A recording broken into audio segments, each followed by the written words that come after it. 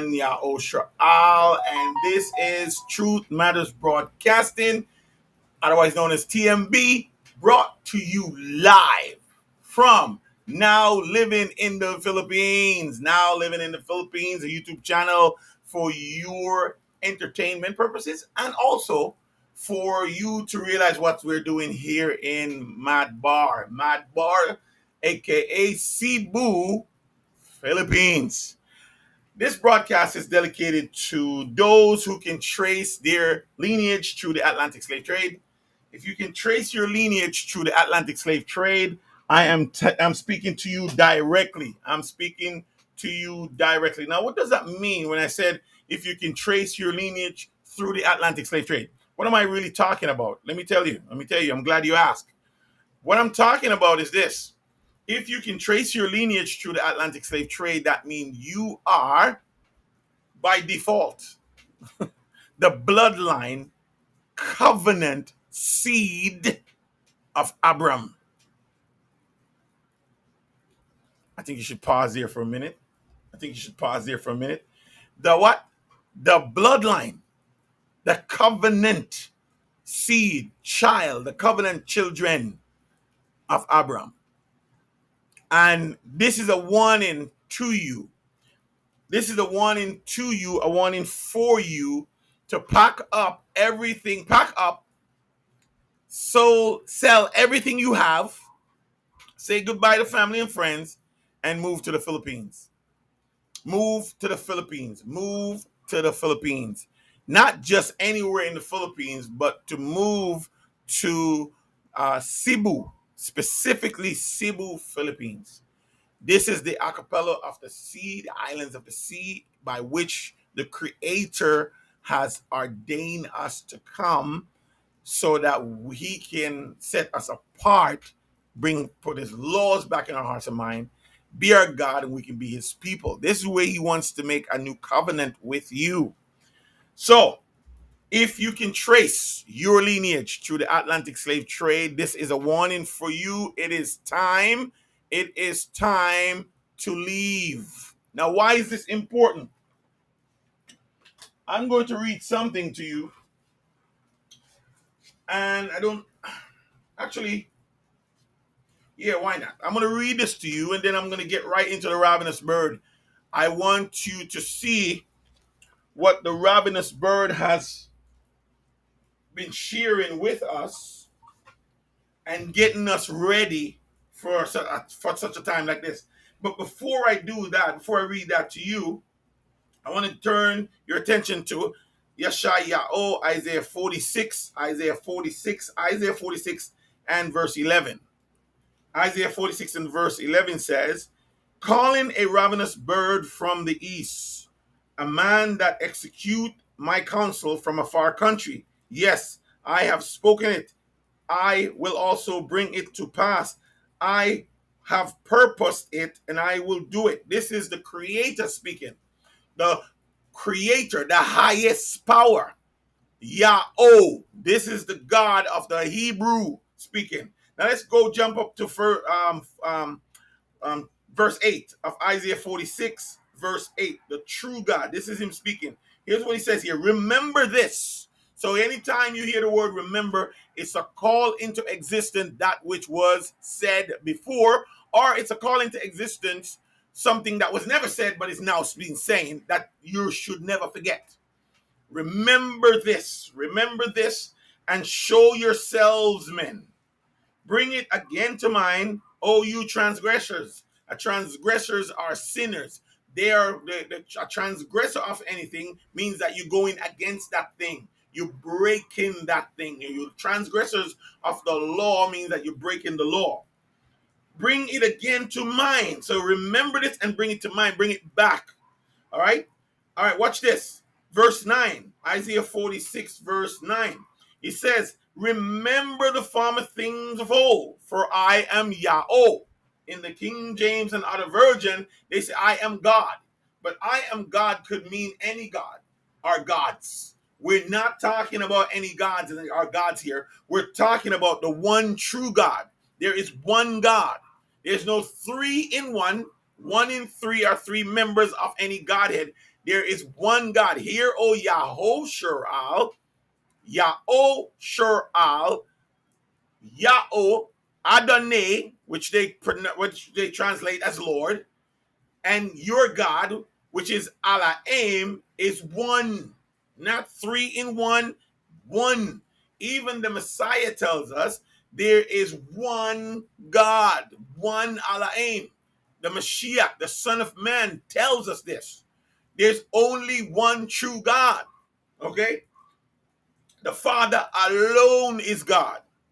A matter of fact, the Mashiach, the Son of Man, called the Father his God. Not only his heavenly Father, but his God. He says, my God. When he was on the tree, when he was hanging, he looked up to the heavens and he said, my God.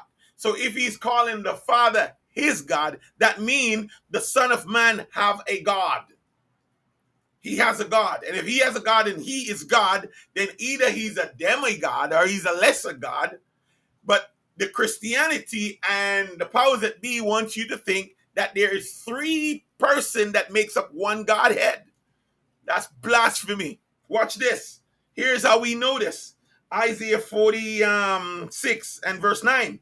Remember the former things of old, for I am Yahweh, and there is none else. What? There is none else. Here is the Creator speaking of himself. He said, listen, I alone, I am Yahweh, I am Elohim, I am God, and there's none else. There's no two beside me that makes me up. There is none else. Watch this. He goes on to say, there is none else. I am Yahweh, I am Elohim, I am Yahweh, I am God, and there is none like me. Come on now, somebody. If he was three in one, this statement would be incorrect because there would be two others like him that makes him up. But his statement is of himself, there is none like me. There is none else. That's his statement. And then he goes on here, verse 10, declaring the end from the beginning. From ancient times, the things that are not yet done, saying, my counsel shall stand, and I will do all my pleasure. My counsel shall stand. That means it's being questioned, it's being rejected. And he's saying, my counsel shall stand. But here's what he said after that. In verse 10, he says, verse 11, he says, calling a ravenous bird from the east, the man that execute my counsel from a far country. Yes, I have spoken it. I will also bring it to pass. I have purposed it. I will also do it. So what is he saying here? He's saying how his counsel is going to stand. He's going to call a ravenous bird from the east, right here in Madbar, wilderness. That's what Madbar means. It's like a Bari word for wilderness. Wilderness is a solitary place, a place outside of our enslavement. He said, come to the wilderness. Come back to the wilderness where I am going to clean you and set my name apart in you and set my sanctuary in you. You can find that in Ezekiel 36. All right. But my emphasis here is the ravenous bird, a man who will execute. So this man is more than a prophet. A prophet spoke what Yahweh said. He said, a prophet goes to Yahweh and come back to the people and said, thus saith Yahweh. This is what the Lord said. This is what God said, right? That's what a prophet does. But this man here is more than a prophet. A matter of fact, it was prophesied from aka Masha, Moses. His real name is actually Masha. His Gabari name is Masha, but they transliterated Moses. Moses predict and prophesied that the Yahweh will send a man like himself, and anyone that doesn't listen to that man will be cut off. Now, I know you're thinking that Jesus is the man that was sent. Now you have to put pieces together. You got to put two and two together.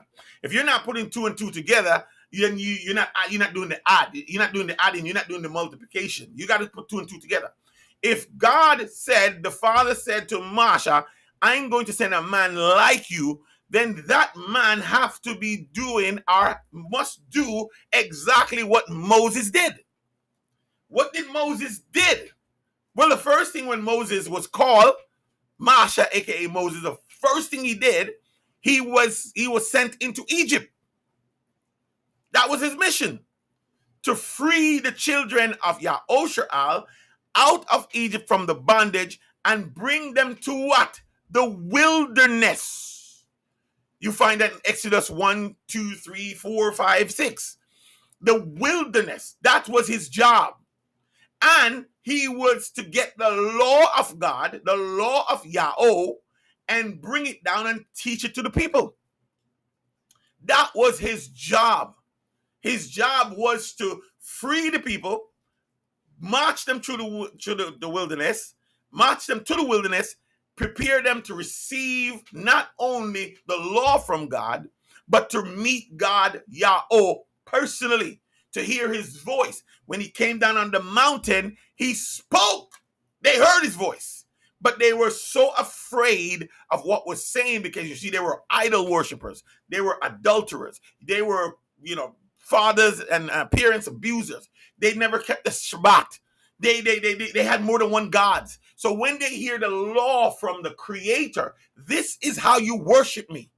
This is how you worship me. You worship me based on my command, based upon my covenant. They were so afraid. They told Marsha, listen, go up there and you speak with him, but don't let him speak with us. You can find that in Exodus 19.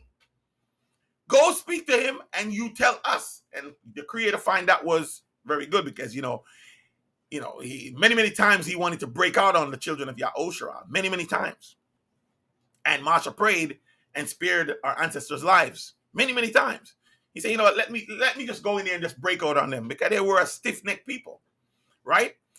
But what I'm trying to get you to see is that Marsha's job was to go get the children of Yahusha, bring them to the wilderness where they would receive from Yahweh's fingers, spoken by his own mouth, by his own finger, written by his own finger, his 10 words. Or we know it today as 10 commandments, right? So he said that he's going to raise up a man like that.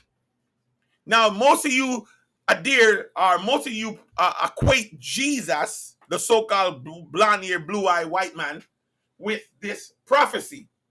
But you had to look at the ministry of this so-called blonde-haired, blue-eyed white man. You got to look at his ministry. Jesus's ministry, to even use the name Jesus, is blasphemy. And I'm going to tell you why. Because there's no such person in our nation, listen now, there's no such person in the Hebrew nation with the name Jesus. No such person. There's no such person in complexion, white, blonde hair, blue eyes, or brown hair, brown eyes, or black hair, blue eyes, black hair, brown eyes. There's no white Messiah in the Hebrew nation. Now, I know that's hurtful for some of you to hear. I've lost maybe 1,000 of you right now, but that is true. The nation of Yahusha is made up of black people. Egypt is black. Canaanite is black. All the surrounding towns are black, right? If you were to look at the historical evidence, all right? So there's no such person in our nation. This Jesus was given to you by Rome. He's part of the triune Trinity God, which they worship, right? And is an Egyptology or Egypt myth. It's not a myth, because they do worship these gods, and it's transliterated into English to fool you, to make you think that this blonde hair, blue eye white man is our savior, and this name is given by which we must be saved. You're mistaken. You're 100% mistaken. If you look at the historical facts, no white man can survive in the desert of Egypt 250 years plus in some of the worst enslavement known to man, under the scorching sun, from sun up to sun down, under a taskmaster's whip. No white man can survive in the blazing sun. It would have killed them. You don't get shelter when you're a slave. You work out in the blazing sun. You build the pyramids. You build the statues. You can't survive. Not as a slave. And there's a whole lot more to go on that, but I'm not taking away from what I'm about to show you. I'm here to talk about the ravenous bird. So this so-called Messiah they call Jesus could never be the man that this prophecy, when Marsha said that Yahweh, the Lord your God, Adonai Elohim will send you a prophet like me. Couldn't be, because this so-called Jesus did not free the slaves. You see, when Jesus, so-called, came to at his time, the Yahushua, the children of Yahushua, were enslaved by the Roman Empire. They were under tyranny from Rome. Jesus did not free them from the Romans. He never brought them to the wilderness. And he never handed down the law of Yahweh to them. That was not his mission. His mission was the kingdom of heaven. The prophecy spoken of in Daniel chapter 2. The Nebuchadnezzar's dream. The time has come, he said. The kingdom of heaven is at hand. He was ushering the time or the era of the kingdom of God. That was his mission. His mission wasn't to come and die on no cross for no sin. That wasn't his mission. He died because of what he preached, and he died to save his people. That's what the scripture says. He died to save his people from what? From the tyranny of Rome. Because you see, when he came in, the Romans was going to destroy our ancestors and destroy our culture and destroy our nation. And at that time, we were still a nation. They had to hand over Jesus. They had to hand over, not Jesus, but the real Messiah, whose name is Yahushua. They have to hand him over. And they hand him over to Rome, and Rome sacrificed one man for the nation, which was also prophesied. He didn't die for the sins of the world. Died for the nation. But anyway, that's another thing coming. This man, ravenous bird, that is called by Yahweh, not only is executing the counsel, which means he's going to take the law of Yahweh and give it back to the people in the original language that it was first given to our people. He's going to open the door for the counsels of Yahweh, bringing back the covenant practices to the people who can trace their lineage to the Atlantic slave trade.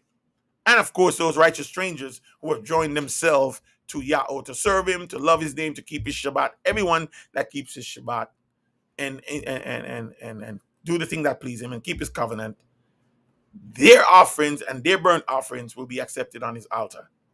You can find that in Isaiah, Yeshayahu, Isaiah 56. You can find that there. So, why am I bringing this to you? Is because for right now, you have to understand you're running out of time. I know you've heard a lot of prophecies of fake pastors and preachers and fake people who claim to have received a message from God and telling you this by this date the earth's gonna die and this time and this time and going back to the Seventh-day Adventist church, the Millerite movement, who predict that Jesus was coming back in 1843. It was the time of the Great Depression. And when he didn't come in 1843, they recalculated and said, okay, he will be here in 1844. And then they waited, they go on the mountain, they sell their possessions and goods, and they were hoping their aunts, waiting. And when the sun comes and go down, they said, okay, it got to be after midnight, because they talk about the midnight hour, the midnight hour, the midnight hour. So they wait till the midnight comes. And when 12:01 come, they realize he didn't show up. It caused a Great Depression. That's American history, ladies and gentlemen. So these predictions are crazy. That's American history. Okay? So now we're not here to predict anything.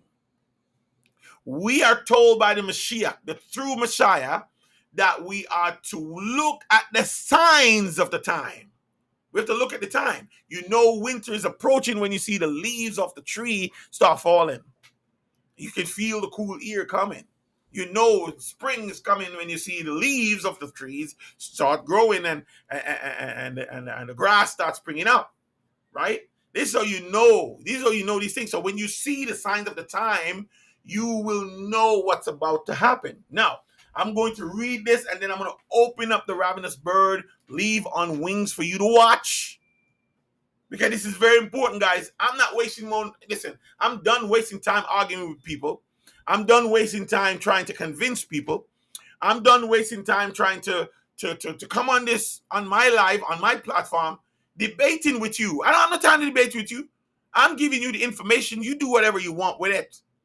Those who have an ear to hear will hear. Yahushua said, my sheep know my voice, and when they hear it, they'll come. I don't know if you're a sheep. I don't even know if you have an ear. I don't know if you're willing to hear his voice. The question, ladies and gentlemen, is, do you have an ear to hear? Do you have an ear to hear? All right. I'm going to read this to you. And these are the 7 trumpets.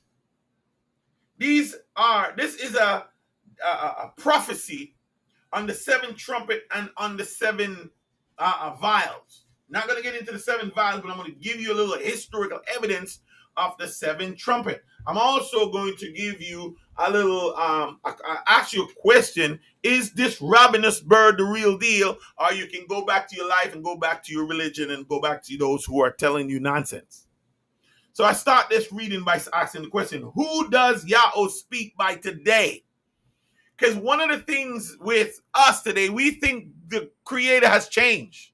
He's doing things different now. He's speaking through religion. He's speaking through people. He's speaking through religion. He's speaking through pastors. If you're not a deacon, a pastor, or a so-called prophet, who is he speaking to today? Is he those televangelists? Is them T.D. Jakes, Creflo Dollar, Benny Hinn, Joel Osteen? These guys got churches. They must be telling the truth. Look how many people gathered to hear them speak. Did you know that it was prophesied in Matthew 25 that men shall deceive many? Come on, man. Many shall be deceived. And how are you going to be deceived by men? How do you know that a person is speaking from Yahweh? How do you know that person is speaking from the Creator himself? Because it said if they speak not according to the law and the testimony, that is because there's no truth. So if they're not speaking Torah and Toyota, anything you're speaking outside of Torah and Toyota, it's a damn lie. You don't want to hear it. That's why it's easy for you to accept Sunday, because you know what?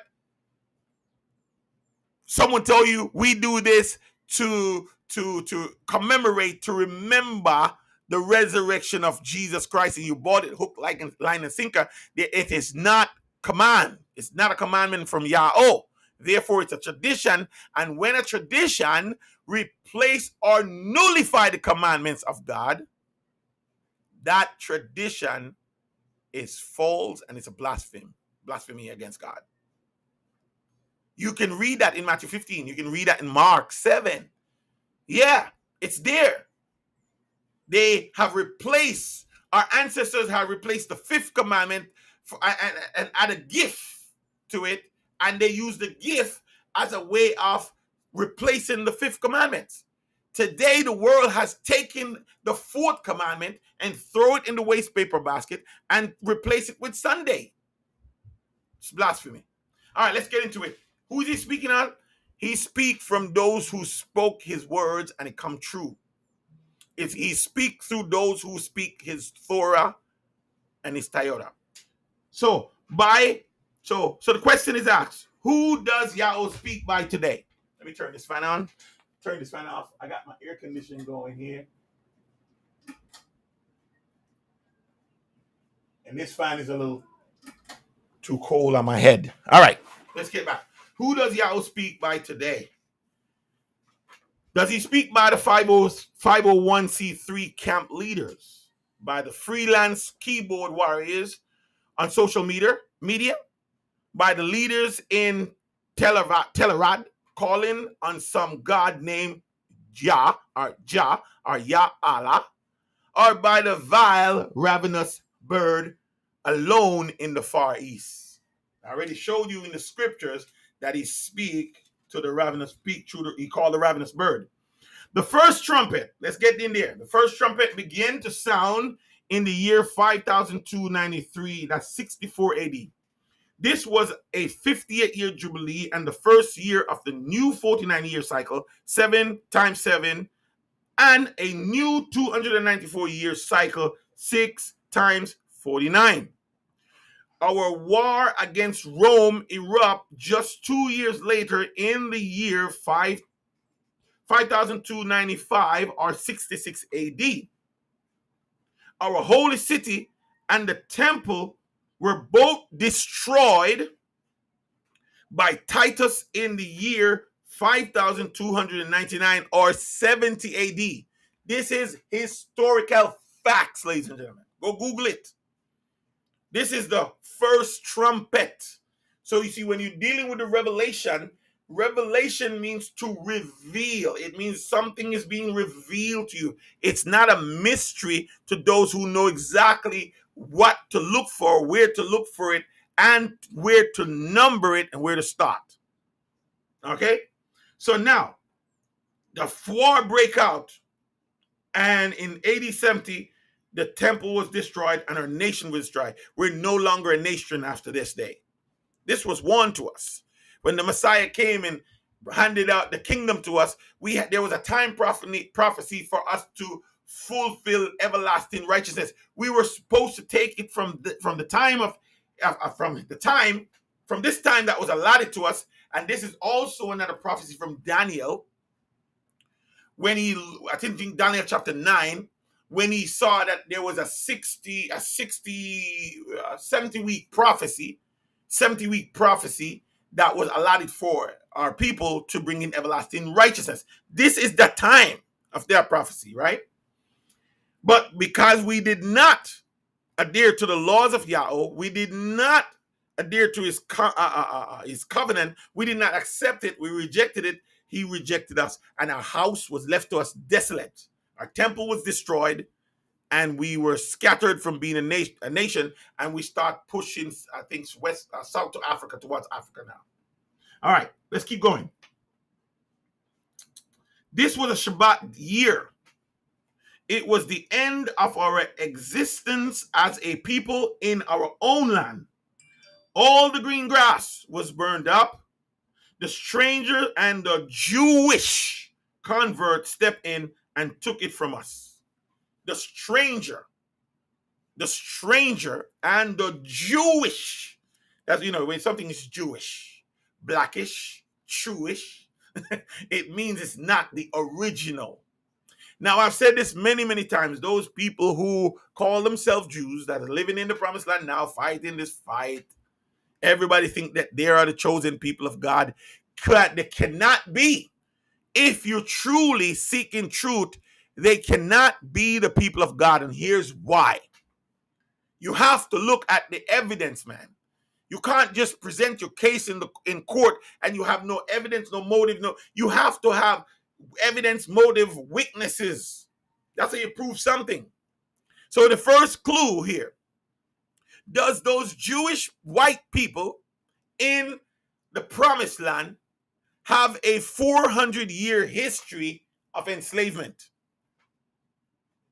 These are the clues.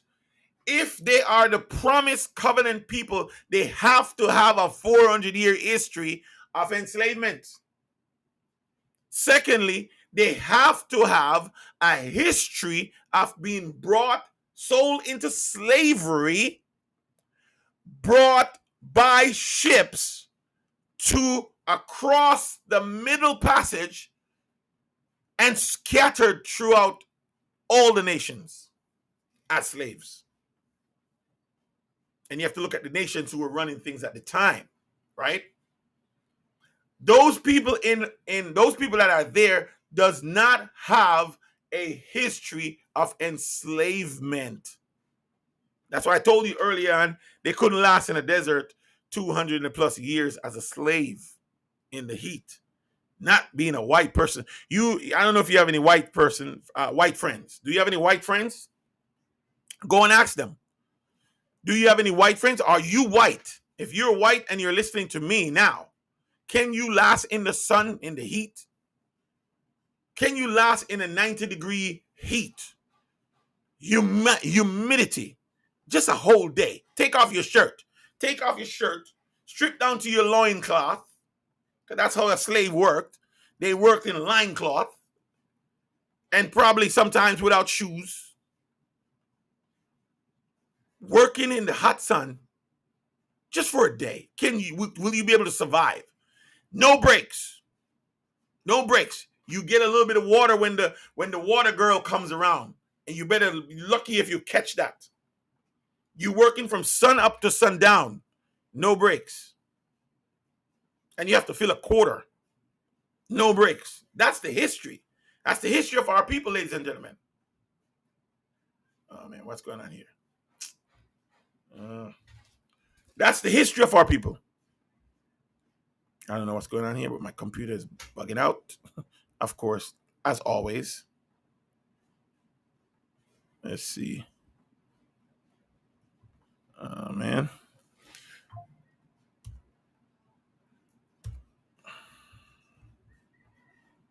I don't know, but my computer's bugging out here. And of course, when you're getting these good stuff, but you know what? I'm going to keep going. I don't know what's going on. I don't know why this is bad. Why this is doing this. But I'm looking at myself through another screen, and I can see that it's still good. I don't know why it's bugging out like this, but I'll figure it out in a minute. But I'm not going to stop. As long as you guys can hear me. Can you guys hear me? If you guys can hear me, text and let me know.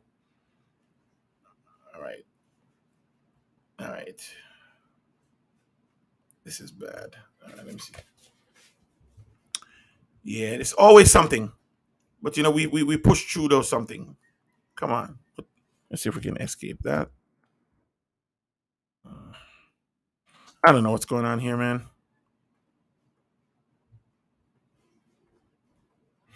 But I'm going to continue. I'm not going to let this ruin what we're doing here.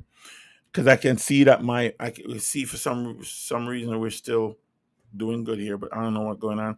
This whole thing happened, my whole screen. Oh, man. My whole screen is bugging out. Yeah. All right. Right. So can they survive? Can they survive in the desert under Taskmaster's whip?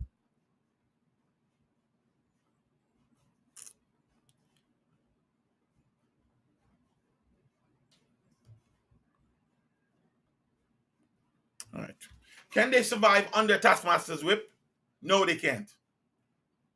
So when you look at those facts, you have to rule these people out. They're not. That's why they're called Jewish people, and strangers who have converted to Judaism and took our place. The second trumpet began to sound in the year 5,587 or 358 AD. This was the 58-year Jubilee, right? This was the 58-year Jubilee and the first year of the new 49-year cycle, 7 times 7, and the new 294-year cycle, 6 times 49. The western part of the Roman Empire was in the state of decline, and in serious trouble.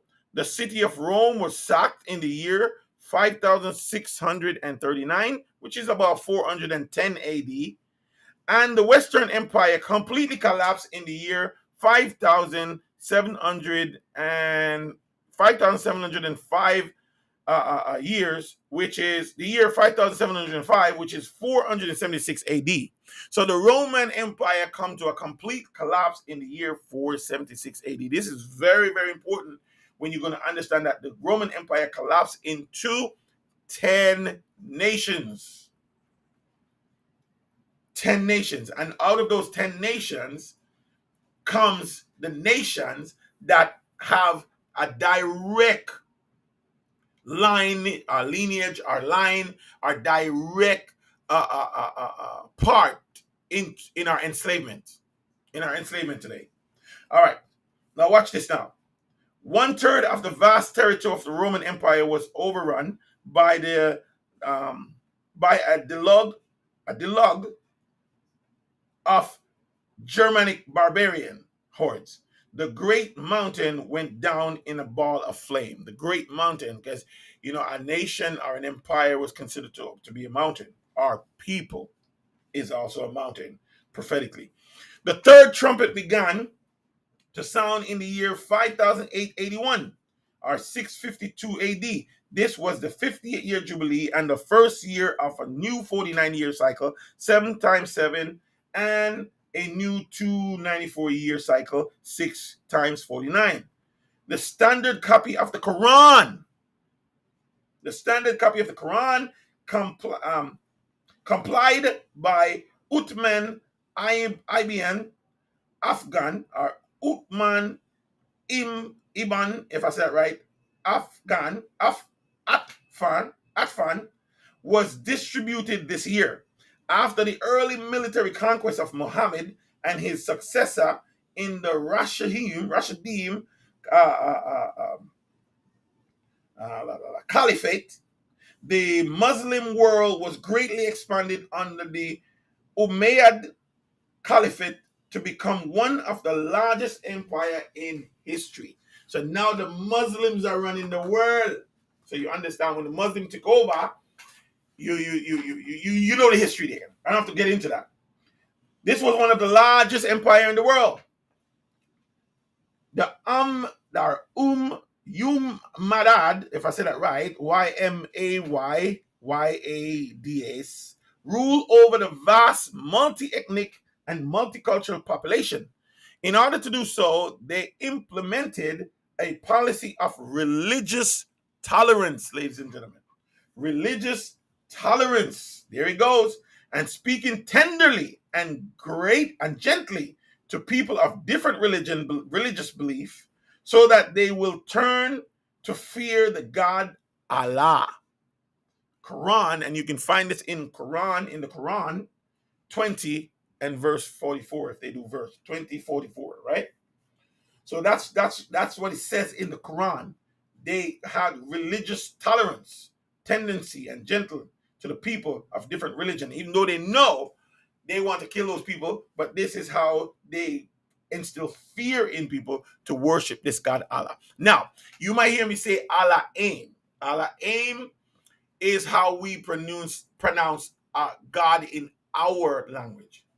When you hear the word Allah, that's a totally different God. So don't mistake when you hear me use some word that might sound Arabic or Muslim or whatever. Don't be mistaken to thinking that I'm speaking about them, okay?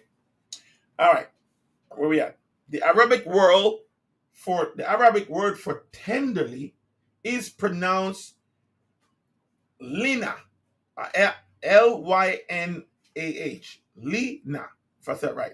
The Gabari, our true Hebrew word for wormwood, is also pronounced lina. So you know the Revelation talk about wormwood. So when you hear that word wormwood, we're talking about a nation, an empire of people.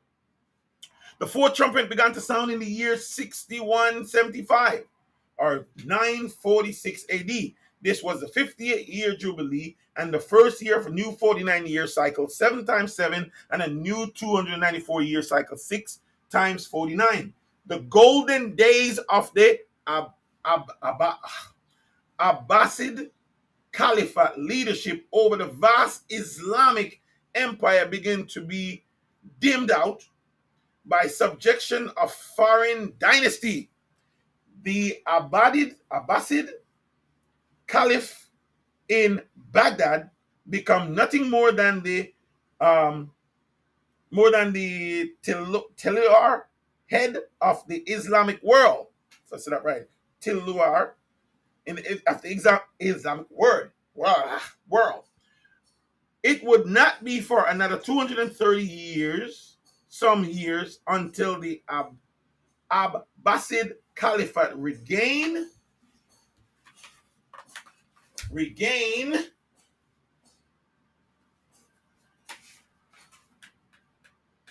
where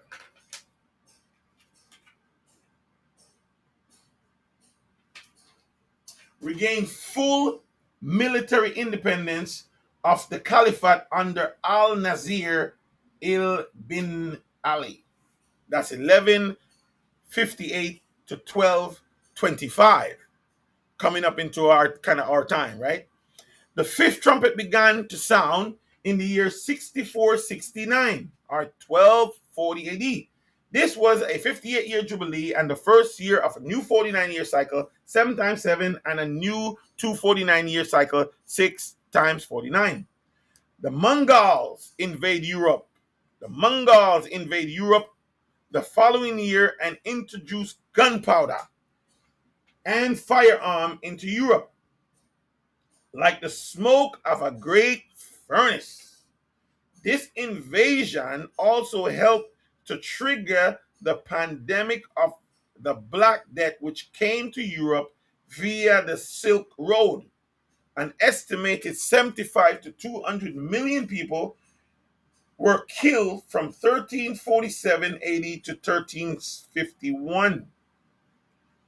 And yet Europe was able to rebound, the swarm out of the smoke like locusts, to commence the age of discovery and expansion in the 15th century and continue into the 17th century, during which the European ship, travels around the world to search for new trading routes and partner to feed Burgundians capitalism in Europe. All right, so if you notice now, in the early 17th century, this is when Europe started to invade other countries and discovering stuff and taking over stuff for their empire. And you're going to see how this equates and equivalent and equates to slavery. All right, where we at? This actually led to the transatlantic slave trade. Now you have to understand all of these things happen in a jubilee cycle, ladies and gentlemen. This is why next year, 2025 is so important, because it's the end of a 50-year cycle. It's the end of a jubilee cycle. Watch this now. This led to the transatlantic slave trade in the year 6754 or 1525. So between the year 1500, this is when you start the first slavery of our people started, because this time we were in Africa, West Africa, South Africa, all of them places, and Africans is who started the slave trade, selling us out to the Europeans. The first slave traders are not Europeans; they are actually Africans. I know. Yes. Black people selling black people. They sell us because we were not like them. If you look at us today, you look at Africa, and you can tell the vast difference. We're not of the same bloodline. We may be cousins, we may be even brothers. But we're not they're not of the covenant. We're dealing with a covenant people. Deuteronomy 28:15 through 68 identify one type of people, and it's those who are of the blood covenant of Abraham. That's why Africans, even though they go through a lot of enslavement from European countries, England and all over, America and all over, China now, they weren't brought by ships anywhere. You see what I'm saying? They sold us to the Portuguese and the Spaniards. They sold us. They were enslaved, but they were enslaved in their own country. They weren't scattered abroad by ships. So to find those people, you have to look at the clues of Deuteronomy 28. I can't tell you how many Christians I have told to go read Deuteronomy 28, match it up to the Atlantic slave trade, and see if you're not going to come to a conclusion. They would not do it. I finally think I fixed this. Oh, man. They would not do it. And if they do it, they tell me, oh, I don't see what you see. Well, maybe your eyes are not meant to see what I see. You see what I'm saying? Maybe your eyes are just not meant to see what I see. What can I say? I'm not the one that's going to open your eyes. Pray to the Creator and said, open my eyes so I can see. You know what I mean? Oh, man, I wish I could fix this darn thing here. It's driving me nuts. All right, let's see.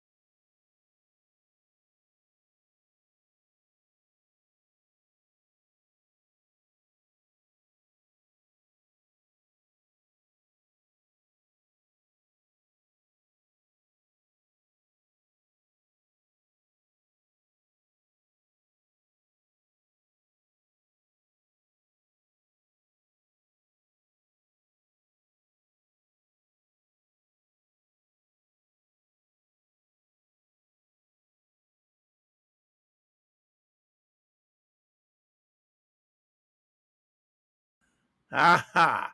Trust in Yahweh with all your heart, man. And lean not on your own understanding. But in all your ways acknowledge him. And he's gonna open up a door for you like you never know, man. He's gonna open up a door for you like you never know. I got it fixed. I'm back in control. Yeah. Toda la ya. Oh. See if we can make this smaller. Okay. All right. All right. I'm back in control here. I don't know what happened, but my whole screen got huge and I can't see myself. Crazy, man. Crazy. But I'm back in control. All right, good. Now, the second leg of the so-called triangular trade was across the abyss of the Middle Passage, where Abaddon, the destroyer, Abaddon, the destroyer, routinely grab up the souls of OMPP who either jumped or were tossed overboard. The trade over the abyss year after year was primarily economic enterprise of the European locusts. Abaddon was their king indeed. The power of these locusts, yes, those European locusts, the power of these locusts with their hair-like women wig. Come on now. You look at the black man. Look at the black man. Look at his hair. His hair points up to the sun. We don't have hair looking like women wig. Now, again, you got to understand something, ladies and gentlemen. Our women have been bamboozled to think that if you wear the long hair, you're beautiful. It's not your hair. Your hair is your crown. It's your covering. So when you're wearing those wigs and you trying to look white, you're denying your God, you're denying your culture, you're denying your very existence of the people. When you bleach your skin, you have no idea what you're doing. You carry the Eve gene. And when you bleach your skin, you're trying to look like the white woman. Because you feel powerful, you feel beautiful. No, wear your natural hair. You don't need nothing in it. And if you're going to wear braids, wear your braids. It's natural. It's our culture. But when you put that straight hair on, you try to look like the white woman. You're denying your God. You're denying yourself. You're denying your culture. You're denying your people. Look at this. The power of those locusts with their hair like women wig. To hurt and torment OPP with their metallic machine and their technological superiority is given for a symbol period of 5 months. They are to hurt for 5 months. Now you gotta know the prophecy so you can know the time. 5 months. 5 inclusive centuries. Watch when it starts. From the year 6754, which is 1525 AD, to the year 7253, which is 2024. I don't think some of you get that. The 5 months period was from 1525 through 2024. Everything is going to happen just as it was written, just as it was foretold. I read originally there, I said, who is bringing in his counsel? Who is executing his counsel? Who is declaring from ancient times the things was about to come? Who gave Nebuchadnezzar the dream and tell him what was going to happen from his kingdom till the end of time? All these prophecies are upon us. Some of these prophets was sealed up until the time of the end. This is the time of the end. But the end is not yet, because pestilence has to come. Wars has to come. World War I, World War II, they came. Another war is coming. Another time is coming that has never been and will never be again. You see what they're trying to do with human beings? Plant microchips in your ear and in your head. Anyway, let's stay on course here. I want to keep you though from 1525 to 2024. Watch this. Those OMPP who have the seal of Yahweh in their forehead, which is the holy name of the Father, Yahweh will no longer be tormented. Yahweh will, no, sorry, let me read it again. Those OMPP who has the seal of Yahweh in their forehead, the seal of God in their forehead, which is the holy name of the Father, Yahweh, will no longer be tormented as of the year 7,253, which is 2024, because they will begin to leave the America in the new world. They will leave America, they will leave Europe, they'll leave Africa, they'll leave Jamaica, they'll leave the Caribbean, they'll leave South and Central America, they will leave Canada and all the surrounding country where they are scattered, and they will come to the wilderness by which we were allotted by Yahweh. This is the woman in Revelation that was giving wings, ladies and gentlemen. He was giving wings. She was giving wings that she would fly into the wilderness. There she would be nourished for a time and a half. Times and a half of times. Let me tell you something. That's 98 years. These are the people who are going to escape the torment. These are the people that's going to escape the judgment. These are the people that's going to escape that which is about to take place sometime after spring of 2025. Marks the end of a 50th Jubilee. This is serious time, and I got no time to waste. So if you can trace your lineage to the Atlantic slave trade, you need to get your passport, because you may not be able to fly out after those times. You need to get your passport ready. Save up as much money as you can. Get to the wilderness, meet up with the ravenous bird, the nation, and learn the laws of Yahweh, and learn to walk in his laws and be spared. If you will get left over there, you will be destroyed. This is what Revelation teaches us. Come out of her, my people. Who is doing the calling? It's not me. You think I'm calling you out? I'm already out. I'm speaking to you live from the other side. Come out of her, my people. Who is he calling? He's not calling the world, ladies and gentlemen. Just like the Messiah was not sent to the world. Everyone taught that Jesus, the so-called blasphemous name and Messiah, was sent to the world.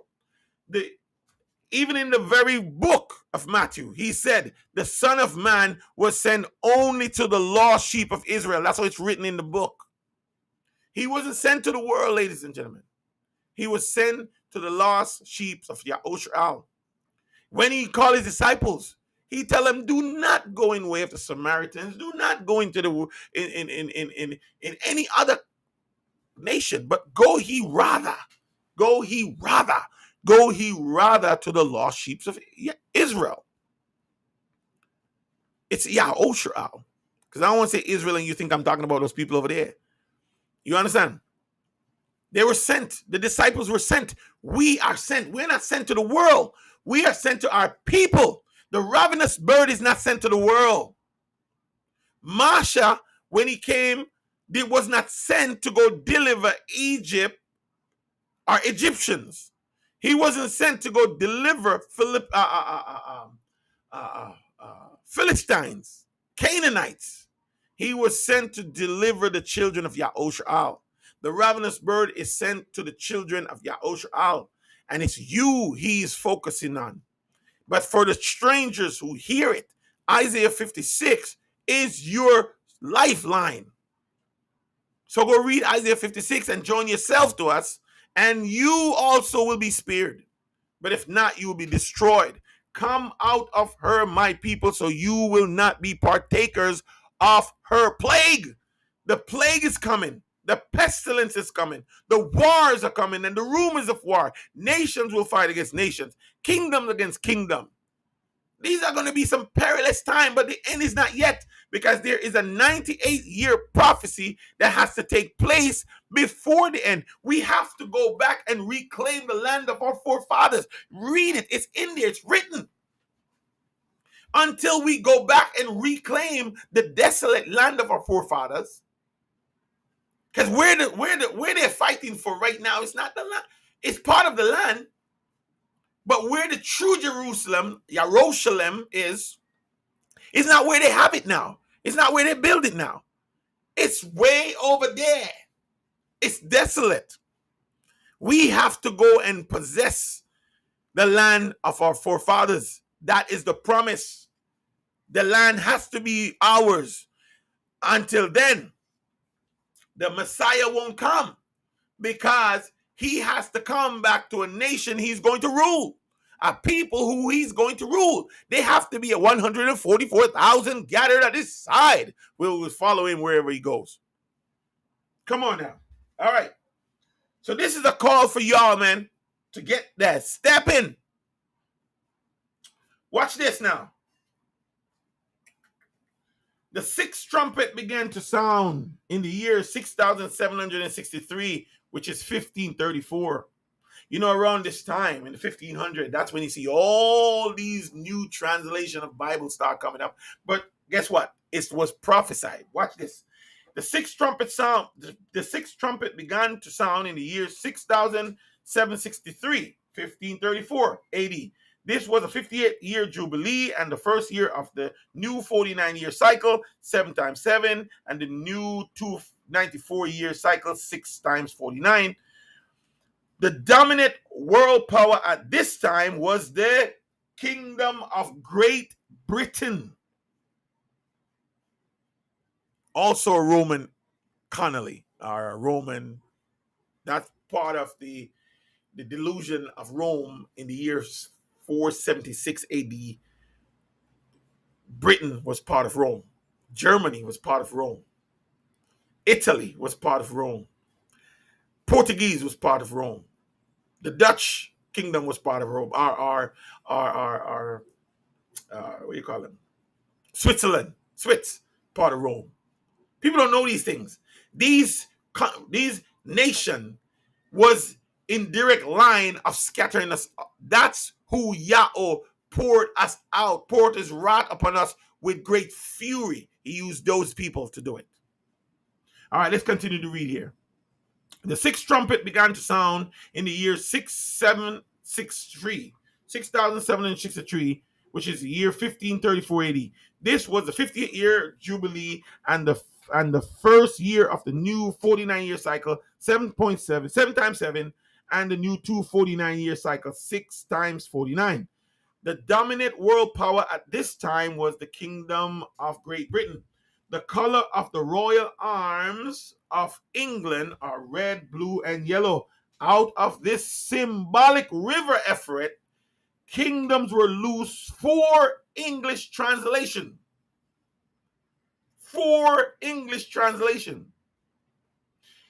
Out of the symbolic river effort, kingdoms were loose for English translation of the Bible, which changed the world. You don't think the power of the Bible to change the world? All right, watch this. Because remember, what you need to understand, ladies and gentlemen, what you need to get, what needs to run down your spine. All the world spoke one language. In the time of Babel, time of Nimrod, the great mighty hunter before Yahweh, the one who was in rebellion against Yahweh. You know, everybody think when they hear the translation mighty hunter, they think, oh, he was such a good man. No, he was a tyrant, grandson of Cain, tyrant. And he lead a big rebellion against Yahweh. What was the command? Go and replenish the earth, subdue it. He's like, no, we ain't doing that. Because we ain't worshiping you as God. Everybody gonna worship me as God. And so what he decided, he said, all right, because he was such a mighty hunter, he was the first world ruler. And he had everybody stay in one place, and they built a tower in defiance of the word of Yahweh. And their goal was to go up to heaven to try to dethrone the creator. That was their goal. And in defiance, just in case he flood the earth again, they'll be saving their strong tower. The Creator come down and see what they were doing. He said, at one language and one people, y'all do this? And what did he do? He confound the language. If you're not speaking Gabare, the original Hebrew language, every other language is a confusion. And this confusion is translated and transliterated. If you want truth, you have to go back to the original language. And if people say, well, nobody can read the original language until the time they just, come on, man. Did they not translate the darn thing to Greek? And from Greek to Latin and from Latin to English? I mean, nobody can read it.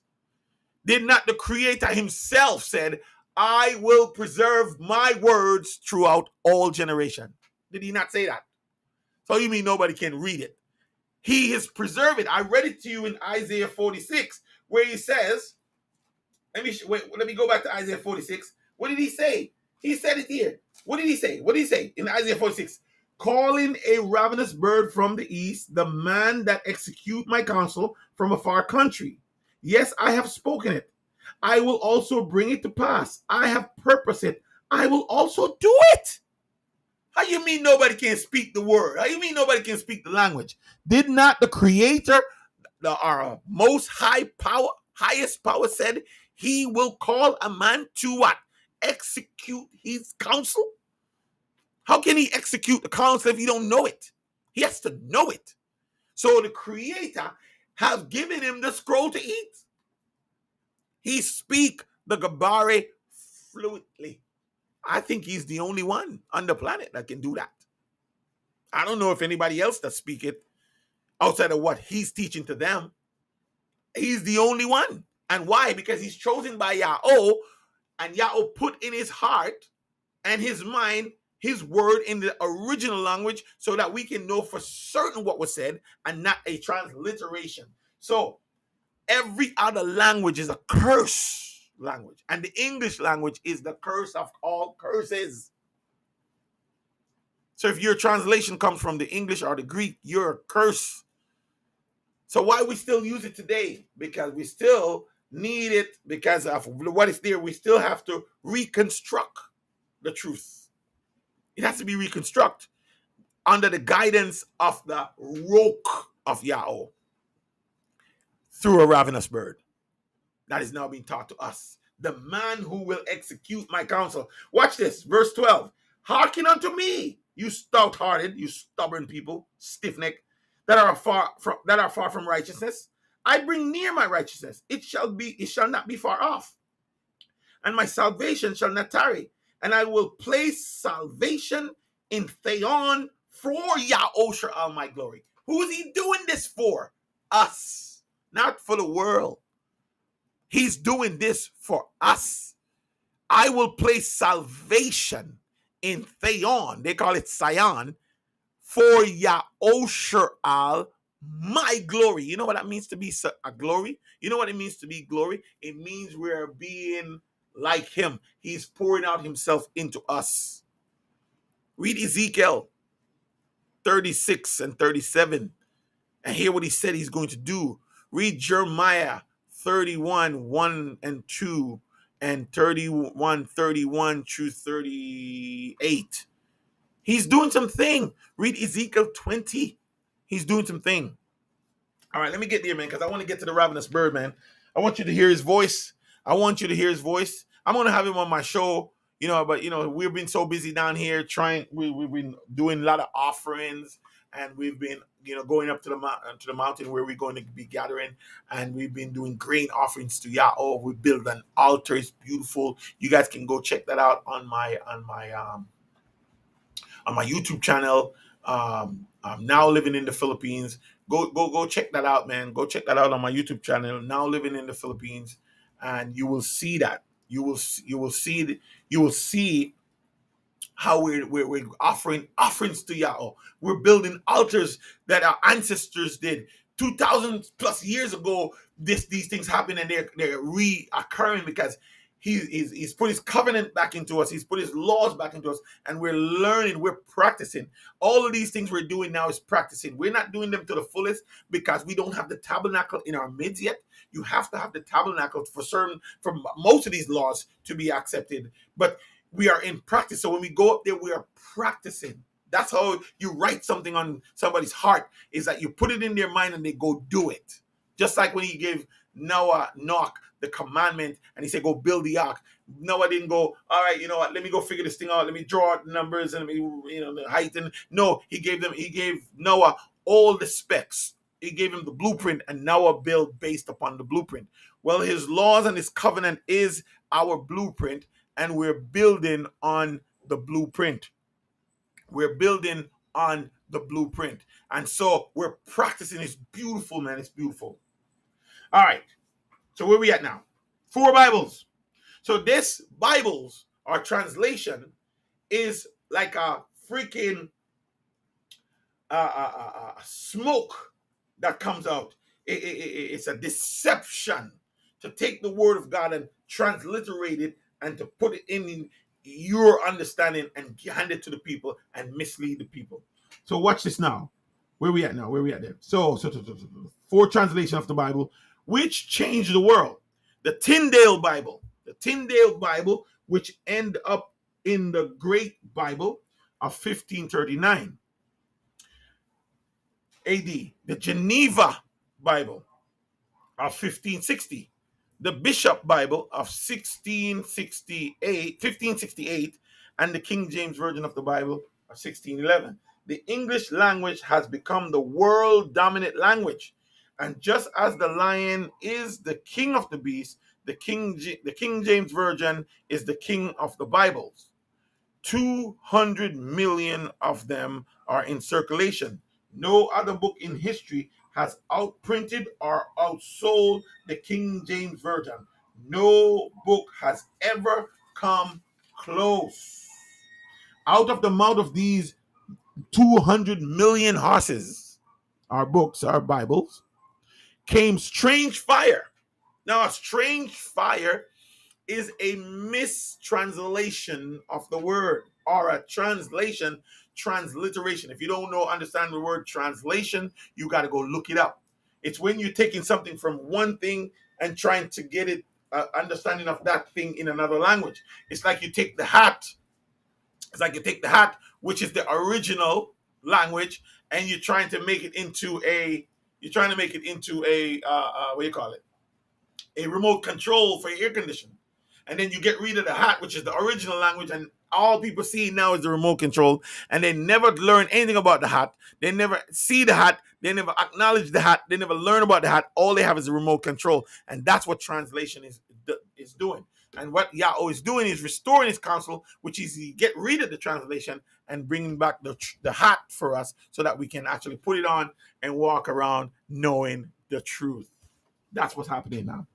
So these translation has become a poison. Watch this now.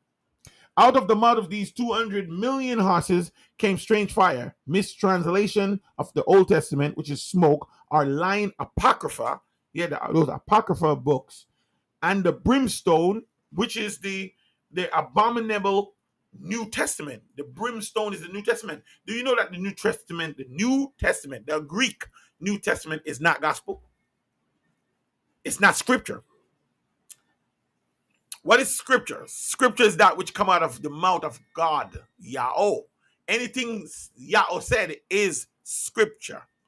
The Messiah, when he was here, the Son of Man, when he was here, he never preached the New Testament. Never in existence. It wasn't in existence. He preached Torah, Toyota. That's where he quote from. It is written. It is written. It is written. Never preached New Testament. So where did New Testament come from? How did it compile? You got to look up the whole history of that. The only two books that is even acceptable for us is the true book of Revelation, not this one with all the gibberish they put in here, and the true Hebrew Matthew. Those are the book we adhere to, not these. The New Testament is to be thrown out, literally thrown out. But that's another story. All right, by these 3 By these three are 1/3 of OMPP poison. OMPP is only Middle Passage people. We're not talking about the rest of the world. Only those who can trace their lineage to the Atlantic slave trade. Poisoned and killed. The tails of the horsemen with heads like snakes are all of the other conflicting English translation of the Bible, causing confusion and injury. This plague will afflict OMPP for one watch, one day. A day is 18 watches. 1 month is 30 days, not 31. And 1 year is 364 days, not 365.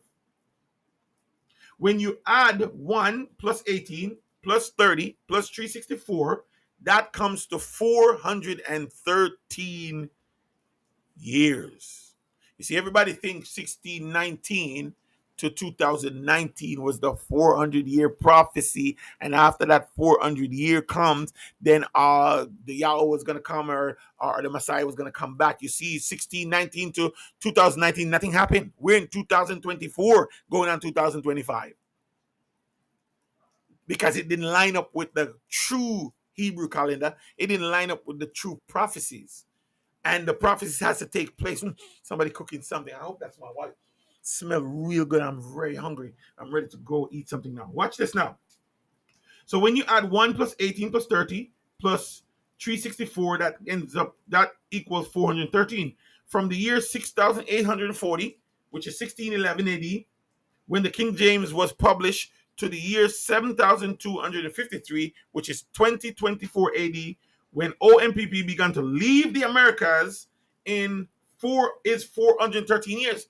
So what did the prophet say? What did Yahweh said? After 400 years, they will be.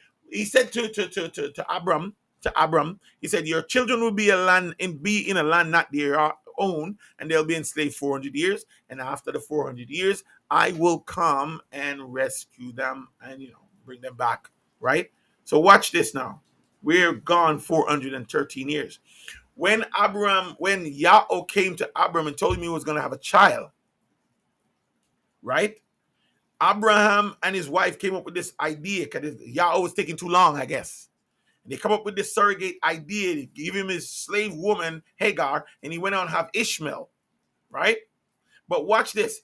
It took another 13 years before the true covenant child came. Ishmael was 13 or 14 years old before the true covenant child came. We're up in the 413 years now. Could it be that Yahweh, the same God yesterday, today, and forever, have waited 13 years after the 400-year mark to make his move? You see how everything correlates and how everything fits together? Right? That's why 2025, okay, let me read on. Because the seventh trumpet is about to sound. The seventh trumpet began to sound in the year 7057, sorry. 1824 AD. 1824. This was a 50-year jubilee and the first year of the 49-year cycle, 7 times 7, and the new 294-year cycle, 6 times 49. Andrew Jackson defeated Quincy Adams in the United States presidential election by a landslide.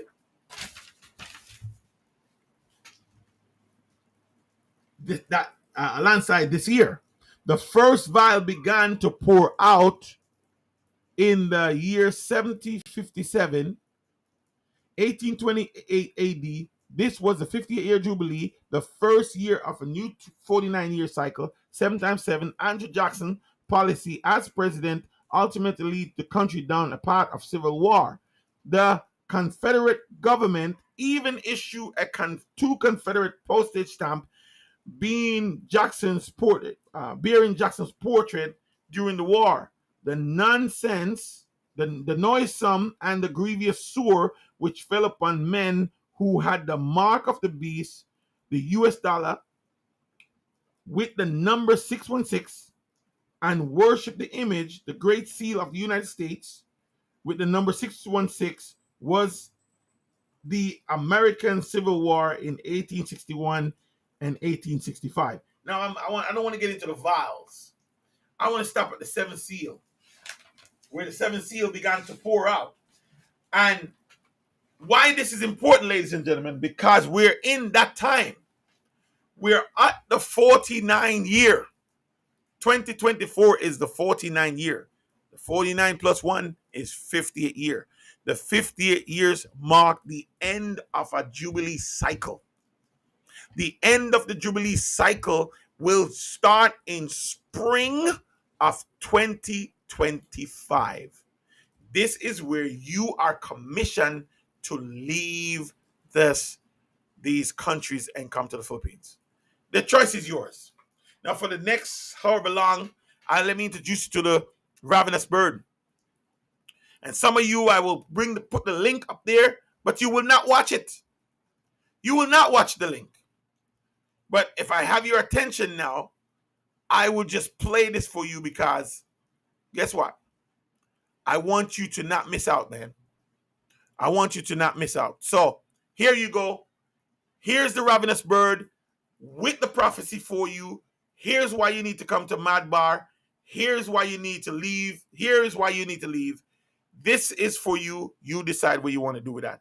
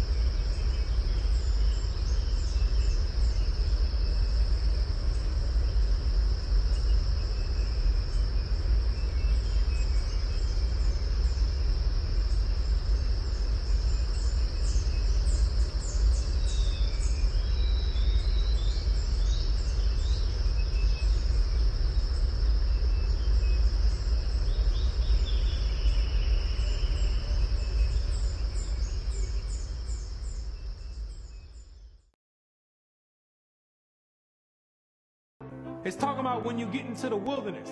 Yes, you have to go to the wilderness again. The same way when you came out of Egypt and you went into the wilderness and made the first covenant is the same exact way when you come out of America, which is the modern Egypt, you're going to have to go into the wilderness again.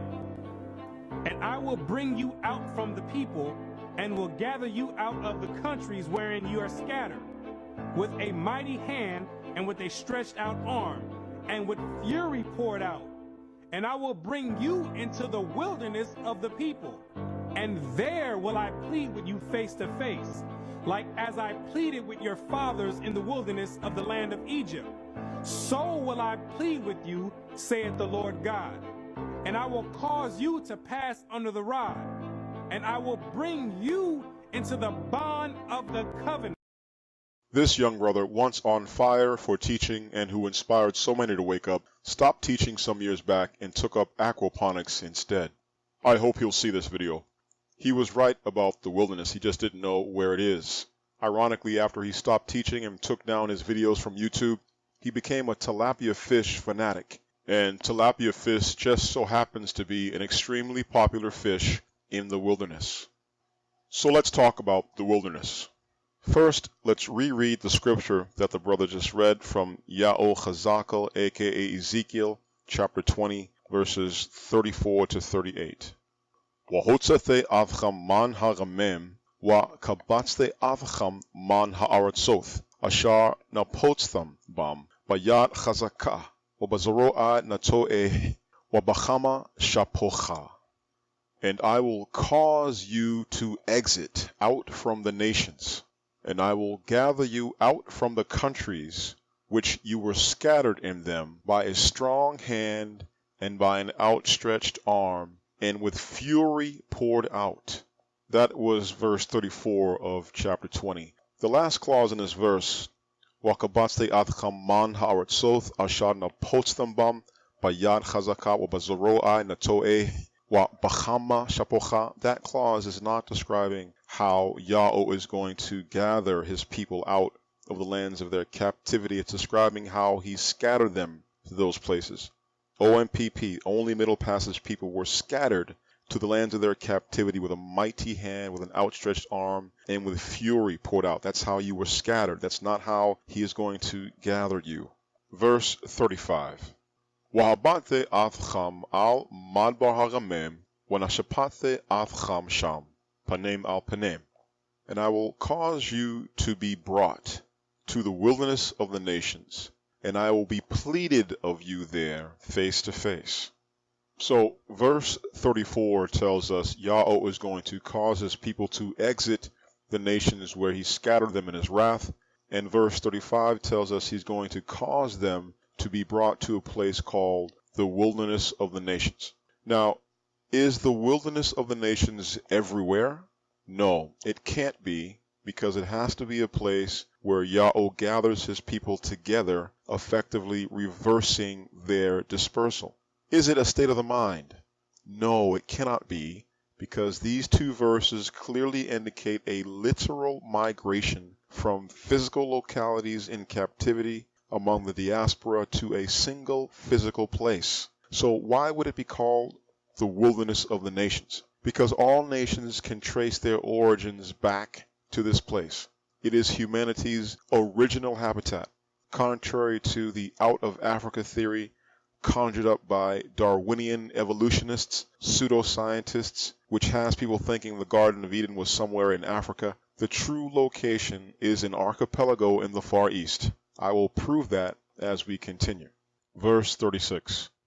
Cha'ashar nashapate ath abothecham b'madbar aratz Mitzrayim chan shapat athcham na'am adonai Yahweh. Like as I was pleaded by your fathers in the wilderness of the land of Mitzrayim, so will I be pleaded of you, says the Lord Yahweh. The wilderness of Mitzrayim refers to the desert between the Nile Valley and the Red Sea. As our people crossed that desert and reached the Red Sea, the Egyptian army caught up to our people, and we began to plead with Yahweh to deliver us, and he did.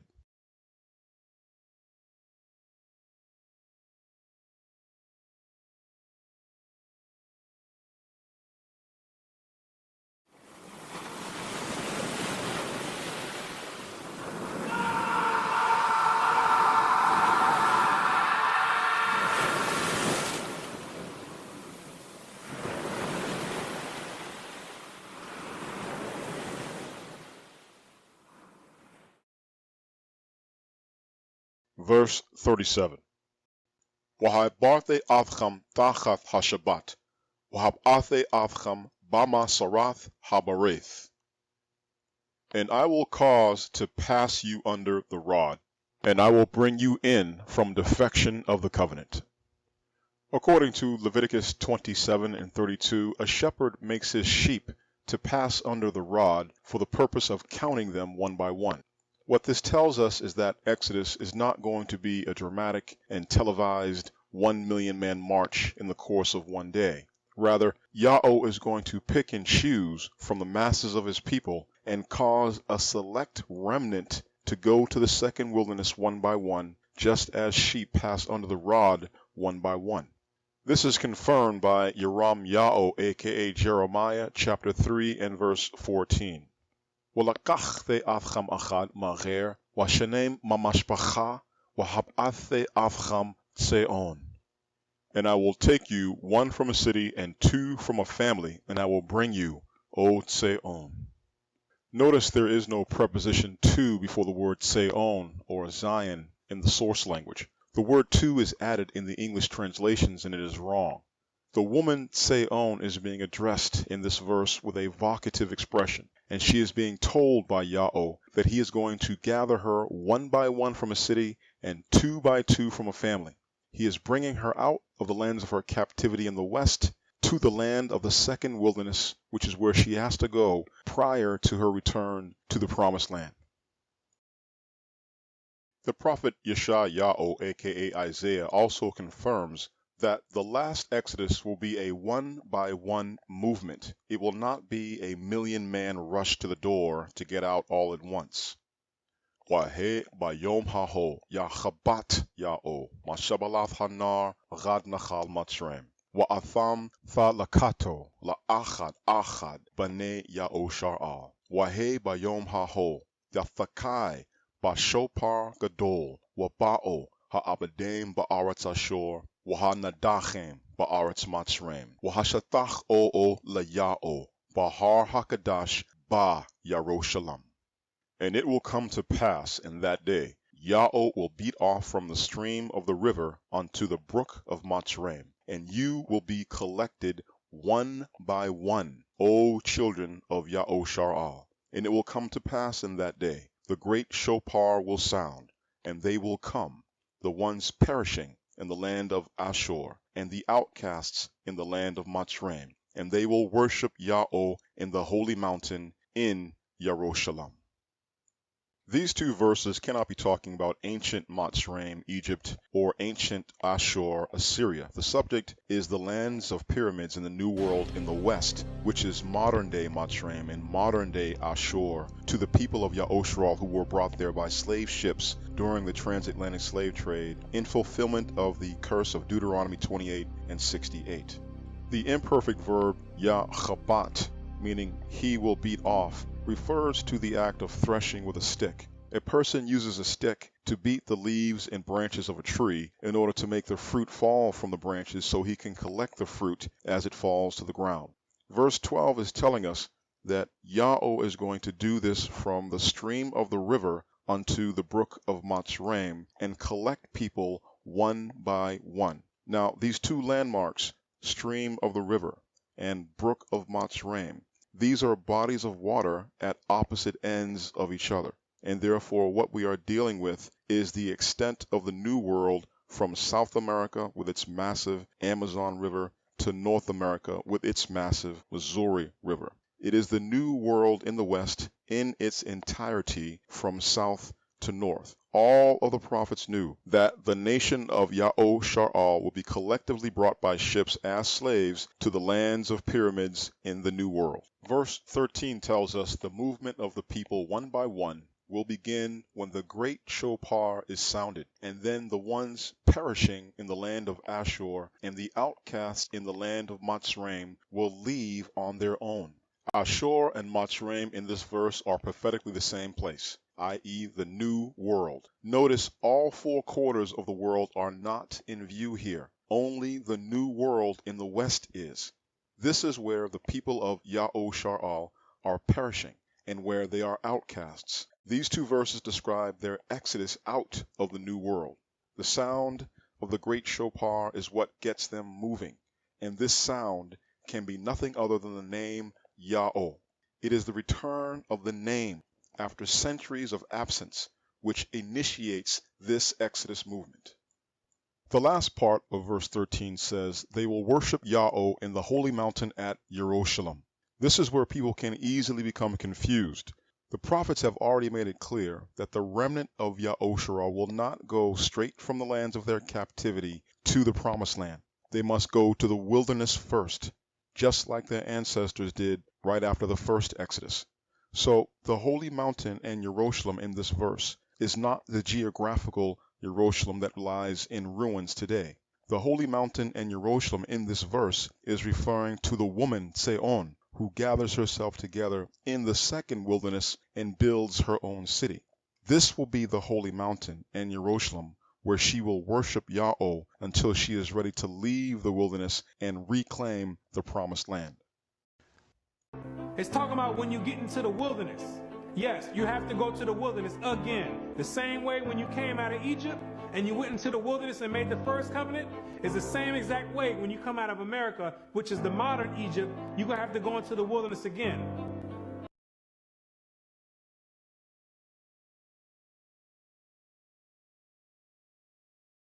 The last part of Ya'o Al 20 and 37 that we didn't explain is the phrase Hab'athe Avcham Ba'masarath Habareth, and I will bring you in from defection of the covenant. The English translations read bond of the covenant, and this is wrong. The Ghabari word in question does not mean bond unless one assumes it is a spelling error. The lexicons conjecture that it is, and that the root word is asar, which means bind, fetter, shackle, or imprison.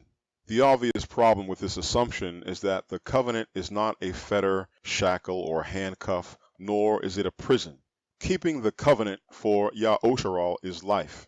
The correct root word is not asar. The correct word is sara, which means turning aside and defection. The word appears in this verse in the construct state with a particle prefix and a preposition. What the prophet is saying in this verse is that the second wilderness is the place where Yahweh brings his people into full compliance with the covenant he made with their ancestors in the first wilderness in the 15th century BC. He will bring them in from defection of that covenant, meaning they will keep the covenant this time, and they will never depart from it nor turn aside from it ever again. The prophet Yirmiyahu says the same thing, and he says it does not happen until the remnant relocates to the second wilderness. Yirmiyahu, aka Jeremiah, chapter 31, verses 1 and 2. Ba'rathahe na'am ya'o, a'e la'alaim lachal mashpachoth ya'o shar'al, wahama ya'eo le lagam, cha'ama ya'o, matzchan b'madbar ram sharede charab, haloch lahar ge'ao ya'o shar'al. In that time, says Yahweh, I will be for the Alaim to all the families of Ya'oshar'al, and they will be to me for a nation. Thus says Yahweh, it found grace in the wilderness. The nation escaped of the sword, when I went to cause it to rest, Ya'oshar'al. It's interesting how Christianity in the Greek New Testament has misled people and has them thinking to skip over these two verses in this chapter and jump straight to verse 31, which talks about the new covenant. But as you can see, according to Yirmiyahu, there won't be a new covenant until after the remnant of Ya'osharal relocates to the second wilderness. That is where their curses end. That is where they find grace. That is where Yahweh causes them to rest, not before.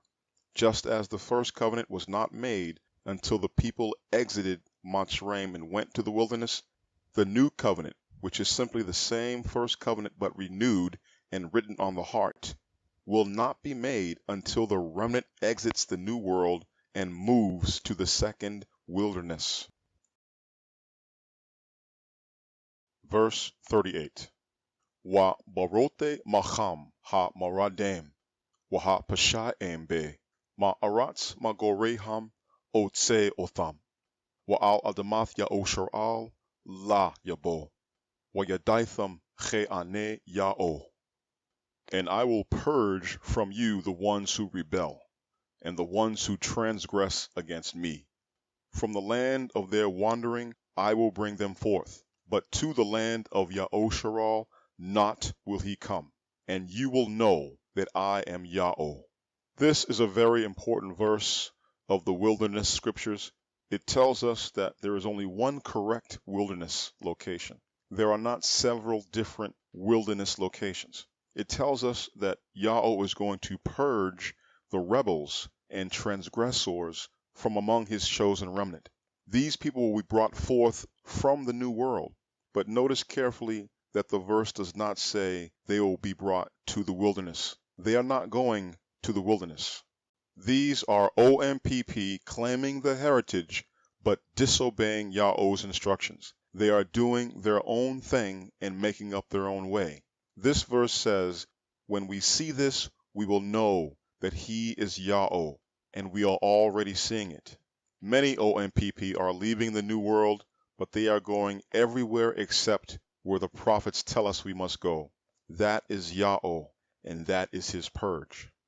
When the woman has finished her time in the second wilderness and she returns to the promised land, verse 38 tells us the rebels and the transgressors will not be allowed to participate in the return to our land. If you're just interested in your own individual success and happiness, then you do whatever you want. You go wherever you want to go. But if you wish to be a part of the restoration that Yahweh is doing for his chosen remnant, a restoration that will ultimately put them in charge of this world, then you must follow his plays from his playbook. You cannot make up and run your own plays. You must do exactly what Yahweh is telling you to do and go exactly where he is telling you to go.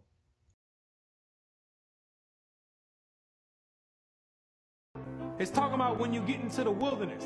Yes, you have to go to the wilderness again. The same way when you came out of Egypt and you went into the wilderness and made the first covenant is the same exact way when you come out of America, which is the modern Egypt, you're going to have to go into the wilderness again.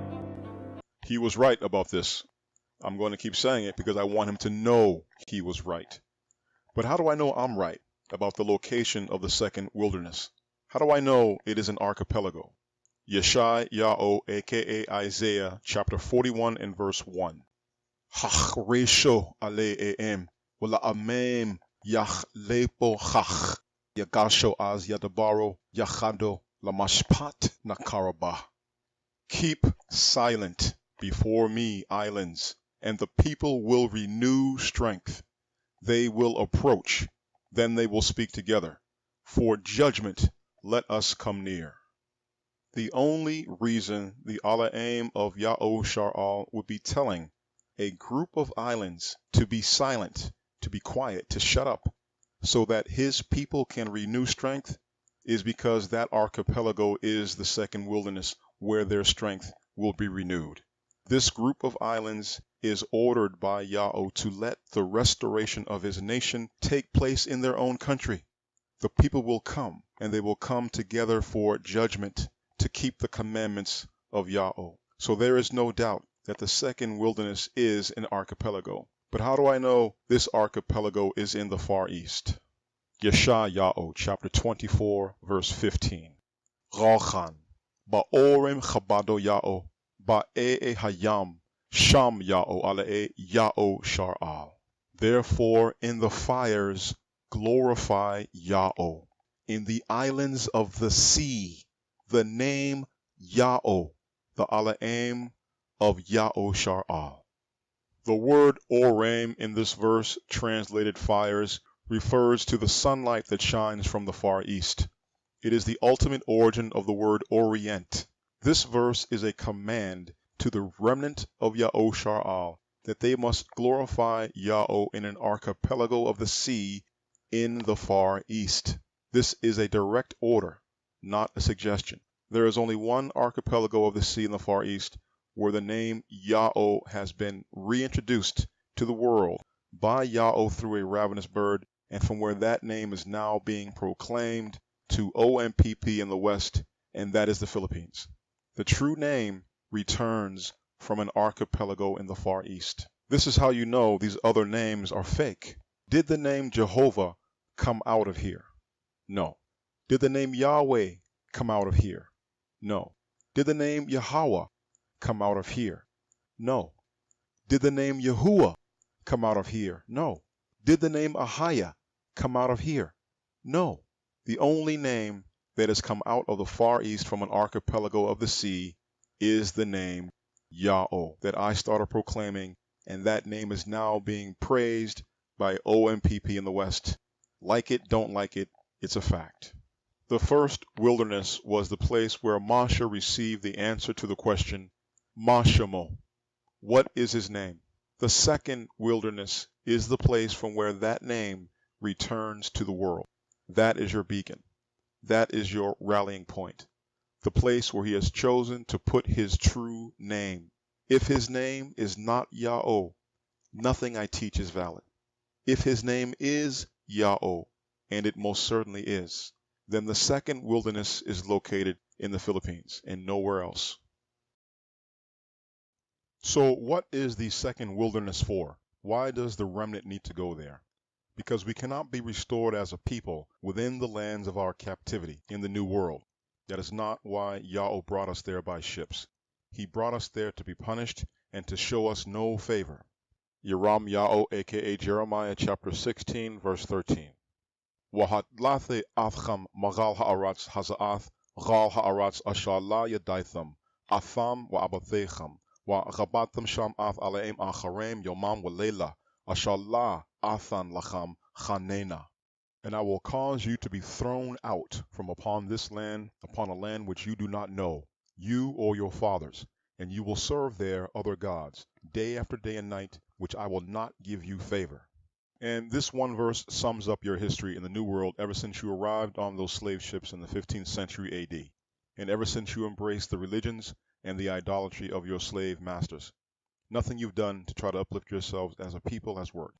This is because Yahweh is not allowing you to prosper and to be successful as a people in that land.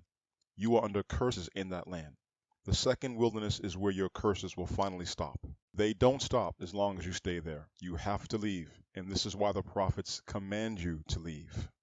Mecha, aka Micah, chapter 2 and verse 10. Como wallacho chelaza'ath hamanucha ba gabor tam'a tha chabal wa chabal namaratz. Get up and get out, for this is not a resting place, because it is polluted. It will destroy, even a grievous destruction. This verse proves that no one is coming to get you. You must be proactive, obey the voice of Yahweh, and leave on your own. Zachar Yahweh, aka Zechariah, chapter 2 and verse 7. Ho'e tseon hamlate yoshabath bath babal. Woe, Tseon, deliver yourself, the one dwelling with the daughter of Babylon. The daughter of Babylon is the New World, and specifically the United States of America, which is the strongest nation on earth. You must deliver yourself from her. This does not mean that you will do it all alone. Yahweh is with you and he will guide you. But it does mean you cannot just sit on your hands and wait. You yourself must take concrete steps, save your money, plan accordingly, and get yourselves out. Get yourselves out and get to the wilderness. Even though you have to be proactive and not sit around waiting for the sky to open, and even though you are commanded to deliver and to save yourself, it is Yahweh who is causing you to do this. He is the one gathering you because you are choosing to obey his voice.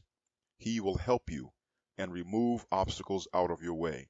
He is the one alluring you to leave and causing you to go to the second wilderness. Hoshai, aka Hosea, chapter 2, verses 14 and 15. Lachan, Hana, Anache Mapatheha, Wa Holachteha Hamadbar, Wa Dabanthe Gal Labha, Wa Nathathe Laha, Af Charameha Masham, Wa Af Chamach Rachor Lapathach Thako, Wa Ghanatha Shama, Cha Yame Naoreha, Wa Chayom Galatha Ma'aretz Matzreim. Therefore, behold, I am the one alluring her, and I will cause her to go to the wilderness, and I will speak upon her heart. And I will give to her her own vineyards from there, and the valley of Rachor for a door of hope. And she will sing there like the days of her youth, and like the day she came up out of the land of Matzraim. It's a two-way street. He allures you and speaks upon your heart. And if you respond accordingly and deliver yourself, then he gets all the credit for gathering you and bringing you to the second wilderness. And you're not going there to twiddle your thumbs. You are going there to establish your own base, your own city, with your own land and your own vineyards. And you will dwell set apart in an exclusive area just for you. And Yahweh will rebuild you as a nation there. And you will sing there like the day when he delivered your forefathers from the first Matzraim and the first house of bondage. The second wilderness is a valley of Rachor, aka Achor, and a door of hope for you, because the valley of Rachor in our history is where Yahweh turned from the fierceness of his wrath against his people. In the second wilderness, there will be no more wrath. Instead, Yahweh is going to bless you, make you wealthy and powerful, and transform you into the strongest nation on earth. It's talking about when you get into the wilderness.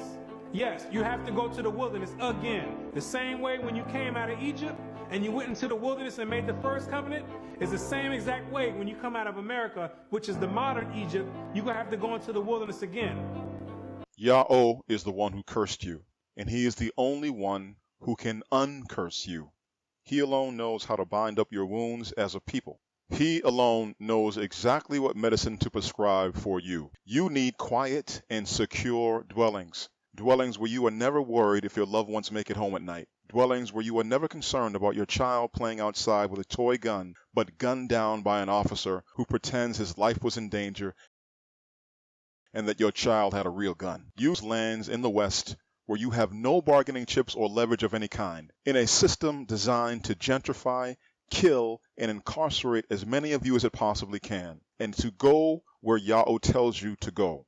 The city you will have in the second wilderness is talked about in many places by the prophets. Yeshayahu, aka Isaiah, chapter 32, verses 15 to 20. Gad yaira galeno roch mamarom, wahe madbar lacharamal, wahacharamal layair yachashab, wa shechan ba madbar mashpat, wa tzedakah bacharamal tashab, wahe maisha hatzedakah shalom, wa rabadath hatzedakah hashkat, wa batach gad golam. Wayashab Rame Bano Shalom, Waba Mashachanoth Mabatachem, Waba Nochath Sha'ananoth, Wabarad Baradath Hayair, Waba Shapala Tashapal Ha-Rer, Asherechem Zarae Ralchal Mem, Mashalache Ragal Hashor, Wahachamor.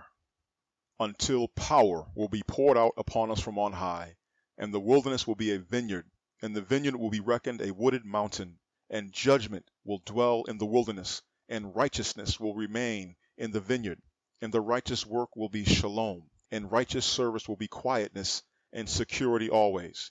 And my nation will dwell in a habitation of shalom, and in secure dwellings, and tranquil resting places. Even when it hails falling down, the wooded mountain and in the low place, it will fall beneath the city. Blessed are you, the ones sowing beside all waters, the ones sending forth the foot of the ox and the ass. The power of Yahweh will be poured out upon you in the second wilderness, and you will be a vineyard in a wooded mountain where judgment and righteousness dwells. You will live securely in habitations of shalom. Even if there is a hailstorm up in your elevated mountain city, the hail will fall lower than your city. You will be blessed to sow fields by abundant water sources, and you will own your own livestock. Once you are alone and set apart unto Yahweh, He will heal you. You already know how to build successful businesses, companies with multi-million-dollar brands. You know how to grow. You know how to take care of your own. But Yahweh does not want it to take place in the lands where He shipped you to be slaves. He will make it happen in the second wilderness where you will keep His covenant. Mecha, aka Micah, chapter 7, verse 14. Rai Ramcha, Bashabatcha Tza'an Nachalavcha, Shachane Labadad Yair, Bathoch Charamal, Yaraio Bashan Wagalide, Cha Yame Rolam. Feed your nation with your rod, the flock of your heritage, which dwells isolated in the wooded mountain, in the midst of a vineyard. They will feed Bashan and Gilead like the days of old. The prophets keep repeating that the remnant of Yahushua will take up residence in a wooded mountain where they will be a self-contained city, and they will have a fruitful vineyard. This is the second wilderness, where the nation will be fed and nourished back to health. Its strength will be completely revived and renewed there. Bashan and Gilead were the places in the Holy Land best suited for livestock and cattle. The best of the best livestock came from these places. They are mentioned here because the remnant will be the best of the best. They will possess their own livestock in their own vineyards way up in their set-apart wooded mountain city. They do not come to mix and to mingle, nor to assimilate. They come to set themselves apart and to dwell solitarily. We've established that there is a second wilderness that the remnant of Yahushua must go to. We've established where this second wilderness is, why you must go, and what things you will be doing with yourselves while you are there until it is time for you to leave and return to the promised land. The prophets even describe the mode of travel that you will use in order to get to the wilderness. Even that detail is mentioned. Zechariah chapter 5, verses 5 to 11. Wa yatz ha malach hadabarbe wa ya'amar ale shah na chenecha wa ra'ah ma hayotz'ath haza'ath wa amar ma he'ah wa ya'amar za'ath ha'epa hayotz'ath wa ya'amar za'ath reinam b'chal ha'aratz wa hana chachar gat parath nash'ath wa za'ath asha'achath Yoshabat Bathocha Epa, Waya Amar, Za'ath Harashai, Wayashalach Atha, Al Tocha Epa, Wayashalach Ath Aban Ha-Raparath Al Peha, Wa Asha Rene, Wa'ar, Wahana, Shatem Nashem, Yotza Oth, Wa Roch Ba Chanape Ham, Walahana, Chanapem Chanape Ha Chaseda, Wa Tashana Ath Ha-Epa, Bain Ha'aratz, Wa Bain Ha-Shemem, Wa Amar Al Ha-Malach Hadabarbe, Anna Hama Mola Choth Ath Ha-Epa, Wa Ya Amar Ale, Labanoth Laha, Beith Ba'aratz Shanair, Wahochan, Waha Nechasham, Gal Machanatha. And went forth the angel, the one speaking with me, and he said to me, Lift up, please, your eyes and see. What is this that is going forth? And I said, What is it? And he said, That is the Epa that is going forth. And he said, That is their eye in all the land. And behold, a talent of lead lifted up, and this one woman sitting in the midst of the Epa. And he said, This is the wicked. And he sent her into the midst of the Epa. And he sent the stone of lead to its mouth. And I lifted up my eyes and looked, and behold, 2 women coming out, and wind in their wings, and to them wings like the wings of a stork. And they lifted up the Epa between the earth and between the heaven. And I said to the angel, the one speaking with me, To where are these bearing the Epa? And he said to me, To build for her a house in the land of Shanair, and it will be established and set up there upon her own base. In the first part of this much discussed but little understood vision, the prophet is told to behold an Epa going forth. An Epa is a container or receptacle for holding dry goods such as flour, grain, or corn. As the prophet beholds the Epa going forth, the angel tells him, This is their eye in all the land. Then we are told there is a woman inside the Epa and a stone of lead on the cover. The first part of the vision obviously deals with the forced migration that Ya'oshar'al had to endure, which ultimately landed them in the lands of pyramids in the New World in the West as slaves. That was their eye in all the land, meaning their collective fate as a nation. In the second part of the vision, the prophet sees what looks like 2 women with wings like a stork, and they lift up the Epa and fly it away. The message is clear. You were brought by ships to the New World for punishment of your wickedness. That was the Epa going forth in the first part of the vision. But you will leave the New World by air travel, according to the second part of the vision. The 2 women fly the Epa to a place called Shanair. This word is the word that the flood survivors gave to the Fertile Crescent after they migrated from the Ark's landing in the east on the tallest mountain in the world. It is not a Sumerian word, and it is not an Akkadian word. The word has no cognate in any language.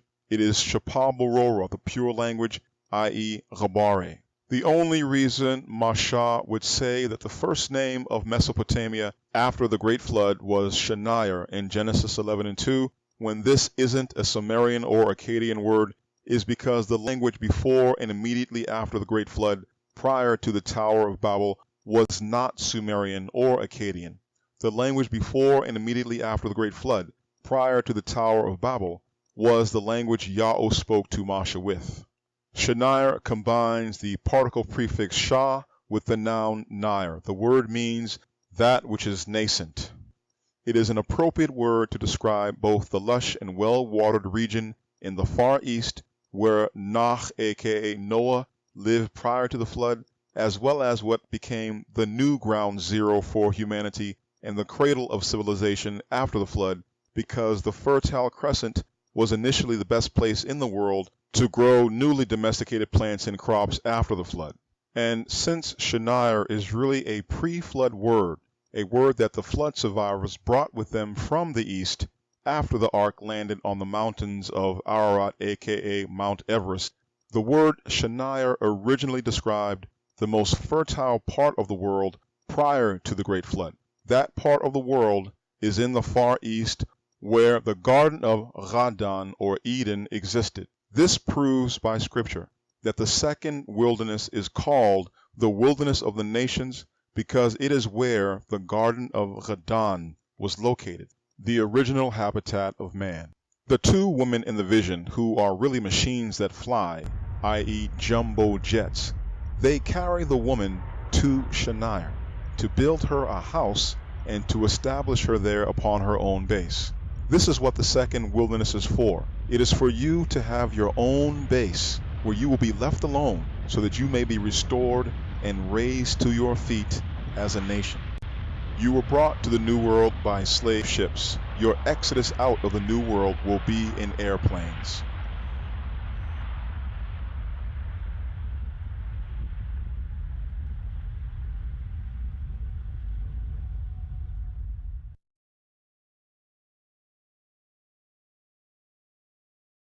Let's back up the mode of travel with modern airplanes using another scripture so that we have at least two witnesses.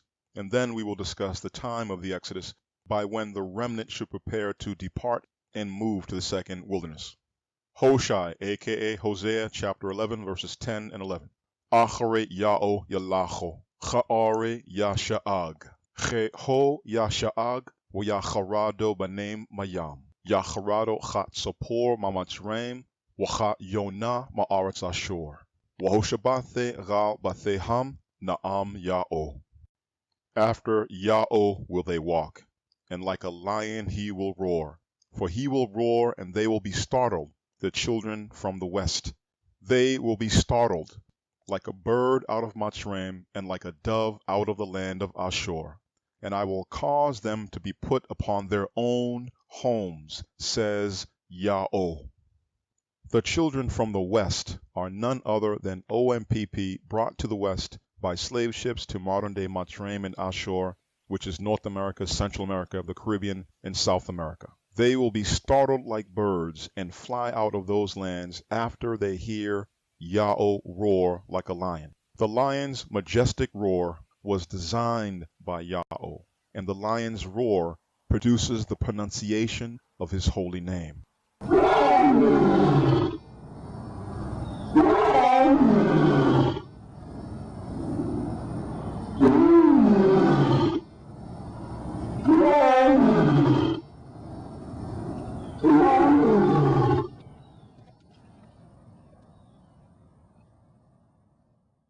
This prophecy is telling us that when the name above all names returns, the true name, and the children in the West hear it, it will be a roar that startles them and stirs them up, and like birds who hear a loud noise, they will take off and fly. Where are they flying to? To the second wilderness, where Ya'o will put them in their own homes, in their own city, rebuild them as a nation, and prepare them to reclaim the promised land. It's talking about when you get into the wilderness. Yes, you have to go to the wilderness again. The same way when you came out of Egypt and you went into the wilderness and made the first covenant is the same exact way when you come out of America, which is the modern Egypt, you're going to have to go into the wilderness again. When? When should the remnant go to the wilderness? With all of these scriptures that we've gone over, which talk in such great detail about the second wilderness, and there are many more I didn't discuss in order to keep this video from being too long, there should be a time given in the scriptures for when the last Exodus is due to begin. And sure enough, there is. Yeshayahu, aka Isaiah chapter 30, verses 26 and 27. Wahe or halabana chaor hachama. Wa or hachama ya'e shabaitem chaor shabaithayimem bayom chabash ya'o ath shabaramo wa machatz machato yarap. Hana. Sham ya'o ba mamarachak bar apo. Wachabad mash'ah shapateo mal'ao zaim walashono cha'ash achalaf. And it will come to pass, the light of the moon is like the light of the sun, and the light of the sun will be sevenfold, like the light of 7 days. In the day Ya'o is the one binding up the bruise of his nation, and the stroke of its beating he will heal. Behold, the name Ya'o comes from far away, burning in its anger, and the burden is heavy. Its lips are full of indignation, and its tongue is like a devouring fire. The prophecy is obviously not literal. Why? Because if the moon's light were ever to increase to the intensity of the sun's light, and if the sun's light were ever to be increased sevenfold, the oceans would evaporate and the earth would be incinerated. That's why. But the solution is nearby. The moon and the sun are signs for time reckoning according to Genesis 1:14. The biblical year is 364 days because the basic unit of time is the 7-day week, instituted at creation, and there are 52 weeks in a year. In order for the light of the moon to be as the light of the sun, you need to have 3,636 mean synodic months in the course of 294 years. This amounts to a minimum of 107,373 lunar days and a maximum of 107,380 lunar days. That's the number of days it takes for the light of the moon to be as the light of the sun, because the sun accumulates 107,380 days in the course of 294 years. In other words, the lunar equivalent of the biblical 364-day calendar in 294 years is 3,636 lunar months. Therefore, the light of the sun is a 294-year period, because that's how many years it takes for a 364-day calendar to realign and harmonize with the sun's motion after 364 days or 52 weeks have been added to the calendar in the course of 294 years. When you multiply the light of the sun sevenfold, the resulting figure is 2,058 years. The figure 2,058 years is 42 Jubilee cycles of 49 years each.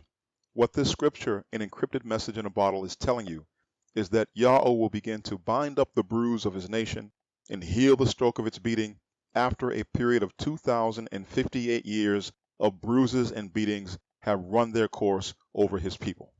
So when did a period of 2,058 years of bruises and beatings of our people begin? They began when the Edomite, Herod the Great, captured Jerusalem with the aid of the Romans in 36 BC. An Edomite became king over you in your own land, and you have been beaten, bruised, and wounded ever since. These beatings have followed you all the way to the land of pyramids in the New World, where Yahweh brought all 13 tribes of you by ships to make you collectively suffer Egyptian-style slavery all over again. And your beatings didn't stop with Lincoln's Emancipation Proclamation in 1863, did they? We are currently living in the 42nd Jubilee cycle. It began in the year 1975. It ends in the year 2023. That is why the holy name Yahweh returned from far away at the end of this period and blazed forth from the far east where the sun rises via a ravenous bird. The name did not come back with hugs and kisses, high fives, serenades, and lollipops. It came back with rage. It came back with a tongue of fire. 2023 is not the end of the world. UFOs will not be coming to get you. But if you are part of the remnant and you long to return to the keeping of the covenant, 2023 is the year you need to be in the second wilderness, because that is the year Yahweh begins to bind up the wounds of his nation. Some will come before 2023. Others will continue to come after 2023. But that is the year of the Exodus and the year of the establishment of Mount Seon upon her own base in the second wilderness. And I can't turn back the hands of time. Ooh, yeah. No, I can't turn back the hands of time. Yeah, yeah. I knew it couldn't be nobody but you. I knew it couldn't be nobody else but you. I knew it couldn't be nobody but you. I knew it couldn't be nobody else but you. I just wanna know what deeper you. I just wanna know who brought me through. All my painful days are gone. Them chains are off. Yeah, yeah. I just wanna know what deeper you. I just wanna know who pulled me through. All my painful days are gone. Them chains are off. Yeah, yeah. I just wanna know the truth. I think I know what to do. I'm sticking to your script like glue, or at least I'm gonna give my best effort to. I remember when I didn't even know. Okay. There you have it. There you have it, my friends. There you have it. The choice is yours. I'm already here. We have already cleared the Exodus year, 2023. A lot of us came before 2023. I came in 2023, June 7th of 2023. I came here. And this is my 1 year anniversary. Anniversary of the time I left Matrim. Never to go back. Left my wife, my mother, and my brothers, friends, family, sons, daughters, grandchildren. Sold everything I had. House, business, say goodbye. I have no intention of going back for no reason at all. And I'm here with my wife and my youngest daughter, my baby, who's 20 years old. She's the only one that comes with me. Everybody else is living their life. It hurt, but it is what it is. I'm sure Noah had to face the same thing when he went into the ark. His wife and his 3 sons and their wife went into the ark with him. I'm certain he had some brothers, best friends, auntie, uncle, grandpa, parents, businesses, grandchildren. Who knows? Who knows? But he had a hard choice. He had a hard choice to make, but he made it. He obeyed Yahweh in spite of losing friends and family. The choice is yours, man. The choice is yours. I'm here, and I'm setting myself up, and I can tell you, since we've been here, honestly, best decision I ever made. Talk about a peace, tranquility. And we're not here living like a cult, Most people are afraid because they don't know what to expect. They think, okay, it must be one of them cult. When some of my friends heard that I was coming here, they were like, they're concerned for me, and they try to talk me out of it. And people are like, man, you're giving up. You have a nice house, man, 4,000 square feet. You got cars and bikes. Man, you just opened up a second business, man. You're doing real well, bro. You want to go over there and you're going to this country, you don't know what's happening, people kidnap people over there, and all these things you hear.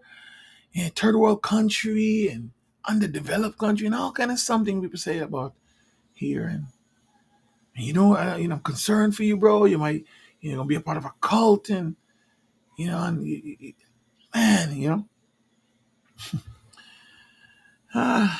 I didn't listen to any one of them. And that's why I created this channel for you. I created Now Living in the Philippines, this channel. And I create this channel because I want you to see for yourself how we're living down here. You know what I mean? I want you to see that we're not a cult. We're a nation. And we're not here for anyone but Yahweh. The name is what brought us here. It brought us to the ravenous bird. Yahweh has brought us to his prophet. Surely Yahweh will do nothing but to reveal his secret to his servants, the prophets. That's how he works. That's how we always work. And we obeyed, man. We obeyed. And we're here. So check out Now Living in the Philippines, man. Don't forget to like and share, man. Don't forget to like and share because, it builds the algorithm for more people to hear about it. So like it, share it, and see how we're living here. See how we're living. See how we're living, man. It's beautiful. Beautiful down here. We're a nation. It's amazing. We're learning the Kabari, the word of Yahweh. I'm taking my sweet little time, but I'm learning it. Learning is how to say his alphabet. This is how we wrote back in the ancient times. Learning. Got 98 years here. 98 years. Time and a half.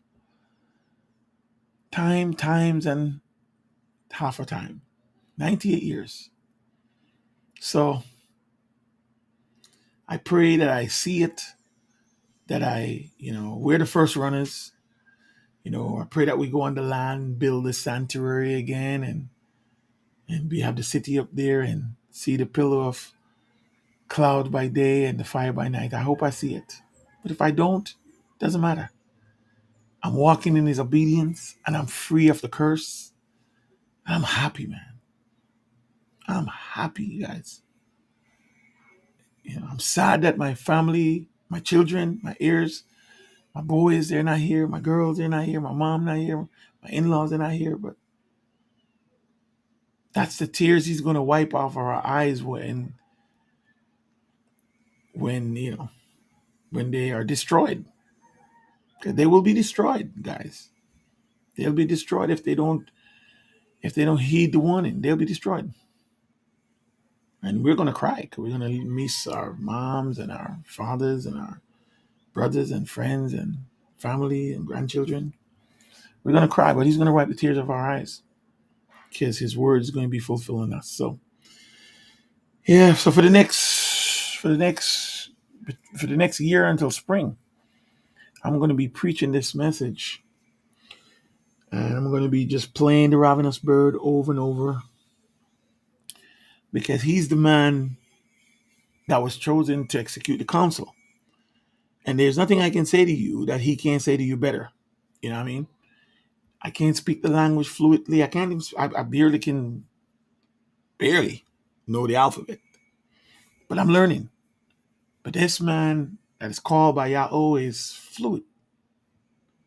And you watch the show, you watch the vlog.